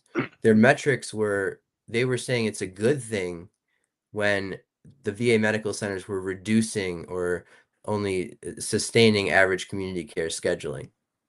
Like Mm-hmm. they wanted to book less community care and have Right. more VA direct care. And look, I'm not against VA direct care. I mean, my dad's older. You know, he's in his 80s already. And he likes going to the VA hospital, right? He likes VA care. He likes seeing his buddies there. And I like that. I mean, I'm not against the VA if veterans want to go to the VA, but I think also the veterans should be given the choice if they want to see the mental Right. health provider of their choice. So I just wanted to show folks that really quickly. And I don't know, just wanted to see if you had any thoughts on that. It's wild. I don't know. I'm gonna go through these. I'm probably gonna do a thread on all these like goals for all these different departments under Biden, just so people can see like how insane all of this stuff was, because that's just wild to me. That thanks for. I'll tag you in it so you can see. But yeah, dude, that's Yeah, blows my mind, dude. no, these weren't just like, it wasn't just, you know, Republicans going off on the culture wars on talk, you know, on Fox News. This is real stuff that we worked hard to defund or, you know, police basically, because it was just it was really that bad. Dang, wild. But yeah, so what about the so the broadband and how we were talking about how they were effectively stopping that, and man, it's just. I mean, do you want me to keep going? It's really like, it's like, I think you can kind of see where it's going with this, with where they systematically they took with their grants, with the federal dollars, with every part of government, they were just, you know, prioritizing DEI. So you know, Chase, that's why, you know, I mentioned to you, I kind of wanted to pivot to something that might seem random, but it perfectly illustrates how this ESG and DEI rot infected every single corner of the federal government, including something that directly impacts veterans, farmers, and rural communities, and that's rural broadband. So there's a program called BEAD, which is the Broadband Equity, Access, and Deployment. Look at the name. The first word after broadband is equity. Equity. That's not an accident. But here's the thing. I will be honest with you. I actually believe in government spending on broadband infrastructure. I think, and I think BEAD, despite the name, was actually a fairly decent program. Terrible name, but decent program. And I think broadband is a closer to a utility than a luxury. I don't think it's a luxury to have fast internet.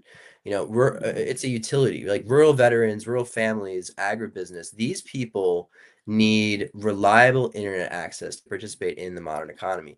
If there's a legitimate case for federal infrastructure spending, and you ask like what bills can Congress pass and things like that, if there's a legitimate case for federal infrastructure spending beyond defense, rural broadband is one of them. And I'm kind of a fiscal hawk absolutionist, where I think, discretionary spending, aside from defense, probably just needs a across the board cut.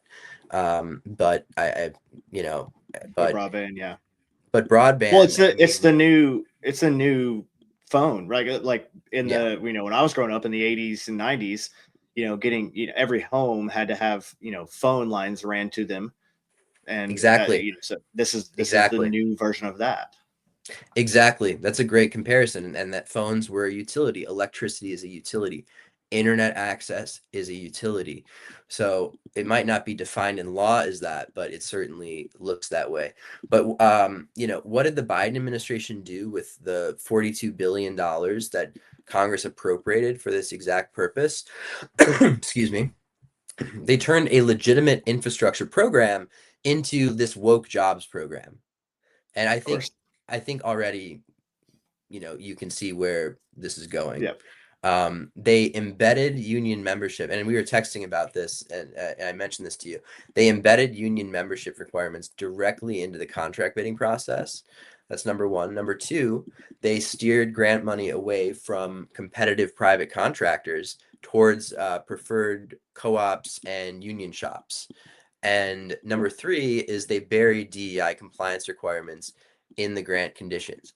And I was to states' credit, a lot of states had great broadband programs. Georgia had really under Governor Kemp had really good broadband maps and programs, and they were great to work with when I was in the Georgia delegation. Despite anything you might say, he really is passionate about broadband and connecting rural Georgia. And but so this really did hit the ability to roll out the federal dollars, is all these embedded requirements. Right. Um, so you had a small telecom company, and I talk to these guys all the time. There are three that I talk to in Georgia alone, including one in the district that we were representing. You have a small telecom company. This one in particular wasn't veteran owned, but maybe other one is veteran owned. This one was family owned in rural Georgia, but you could have any state, rural Arizona, rural Montana. They Mhm. could have run fiber to thousands of homes, but they couldn't get the grant because they didn't check the right equity boxes. And they just stopped applying for certain grants. I Yep. told them about grants, and they said, like, we're not even going to bother. You see me, I'm a white man, I'm a white CEO, I'm not gonna. Yep. And so when you look at the BEAD program's implementation, it gets even worse because the Biden NTIA, the National Telecommunications and Infrastructure Administration, Information Administration, which is actually part of the White House, technically, Uh-huh. required applicants to submit, I mean, you could probably guess it by now. Yeah. That makes Equity sense. plan, right? A digital Yeah, equity equity plan plan. and labor standard certifications before an inch of fiber got laid. And so the result, Yeah. I mean, how many, I'm not, how many minorities do you think that hurt? Because as of late 2024, after 3 years and $42 billion that Congress appropriated on a bipartisan basis, not a single home had been connected through the BEAD program. Yep. Not one home. Yep. Not one I home, remember that. Yeah. Chase. I remember that report coming out that no one had been connected through it. It's just like It's like what's the point? insane. Right. What's the What's point the of this point? program? And that's harming all the equity people they claim to be trying to help. Yep. So, the veteran in rural Texas still can't get decent internet, and the farmer in Iowa still can't use precision agriculture tools, and the kid in rural Minnesota, my home state, still can't take an online class. But, the Yep. Biden administration over here was very busy just making sure that whoever eventually ran the fiber was sufficiently union, sufficiently diverse, and sufficiently Yep. climate compliant. So, Yep. Trump's NTIA, thank God, is now stripping out those mandates. He's getting rid of the equity plans, the union preferences, the DEI conditions. Just build the fiber, lay the fiber, or I'm not all in on fiber. I mean, there's other other things that can count as rural broadband too. Right. Like 5G, but get that out there, connect the people, and that's what governing looks like. Mm-hmm. Mm-hmm. No, I like it. I like it. And again, I think it's really important having these conversations, because just let people know, like, the Trump administration is doing a lot of things. You just may not be aware of them all. And you can probably search for a lot of this stuff, but sometimes it's hard to find information on things, especially I'm sure you can go to the whitehouse.gov and find something, but that's just having these conversations. And now people can go search these initiatives and these different things, and they can see for themselves that, like, oh, there's a lot of winning happening that we were unaware of before this. So now, Cam, thank you so much, man, for coming on. I think we hit a lot of topics, and I think hopefully, anybody watching kind of understands a little bit more how the Trump administration is undoing some of the things that the Biden administration did, and really just fighting back against the DEI, the ESG, all the lefty just talking name, diversity stuff that it's just so frustrating to have to deal with. Trump is fighting back against all of that, as he said he would. And I think that's important to remember. So as he promised, yep, as he promised.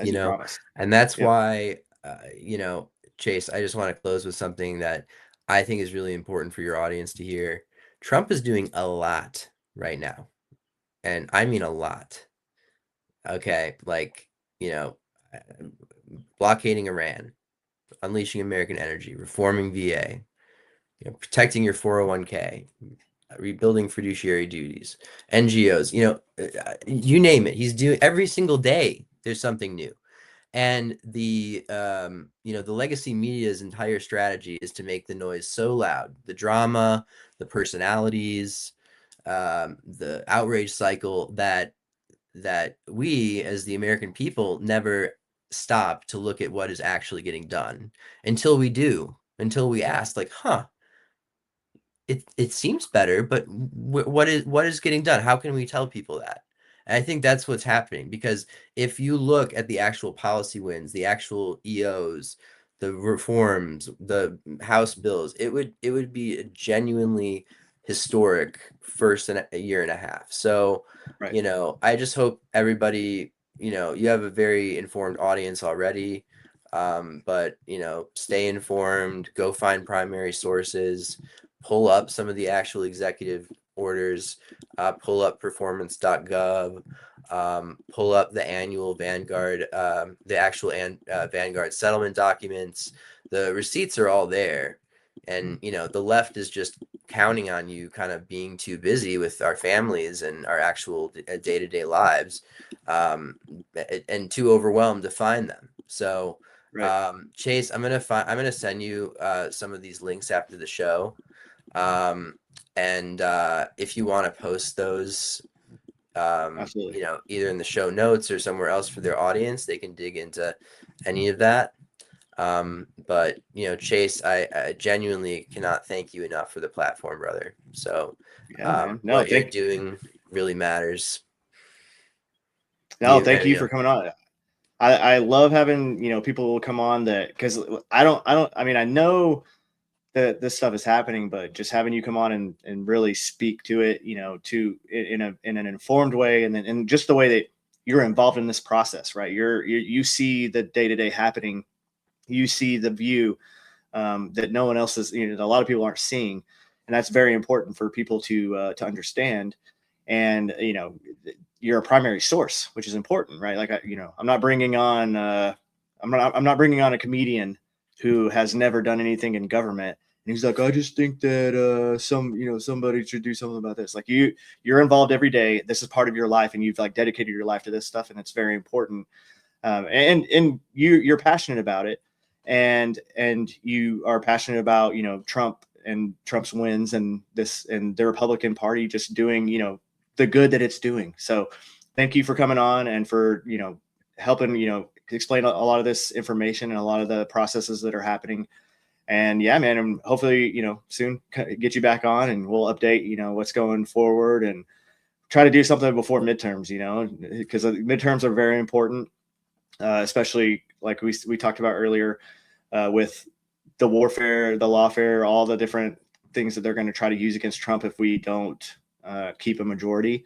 And I think that's the ultimate. If we really want to see more wins, if we want to see this Trump presidency pan out for 4 solid years of wins, then we really need to win the midterms, and we need to get Republicans out to vote and ensure that happens. So, Cam, thank you so much again, and I appreciate you coming on, and we'll definitely keep in touch. And yeah, send me anything, and I'll post it and we'll get it going.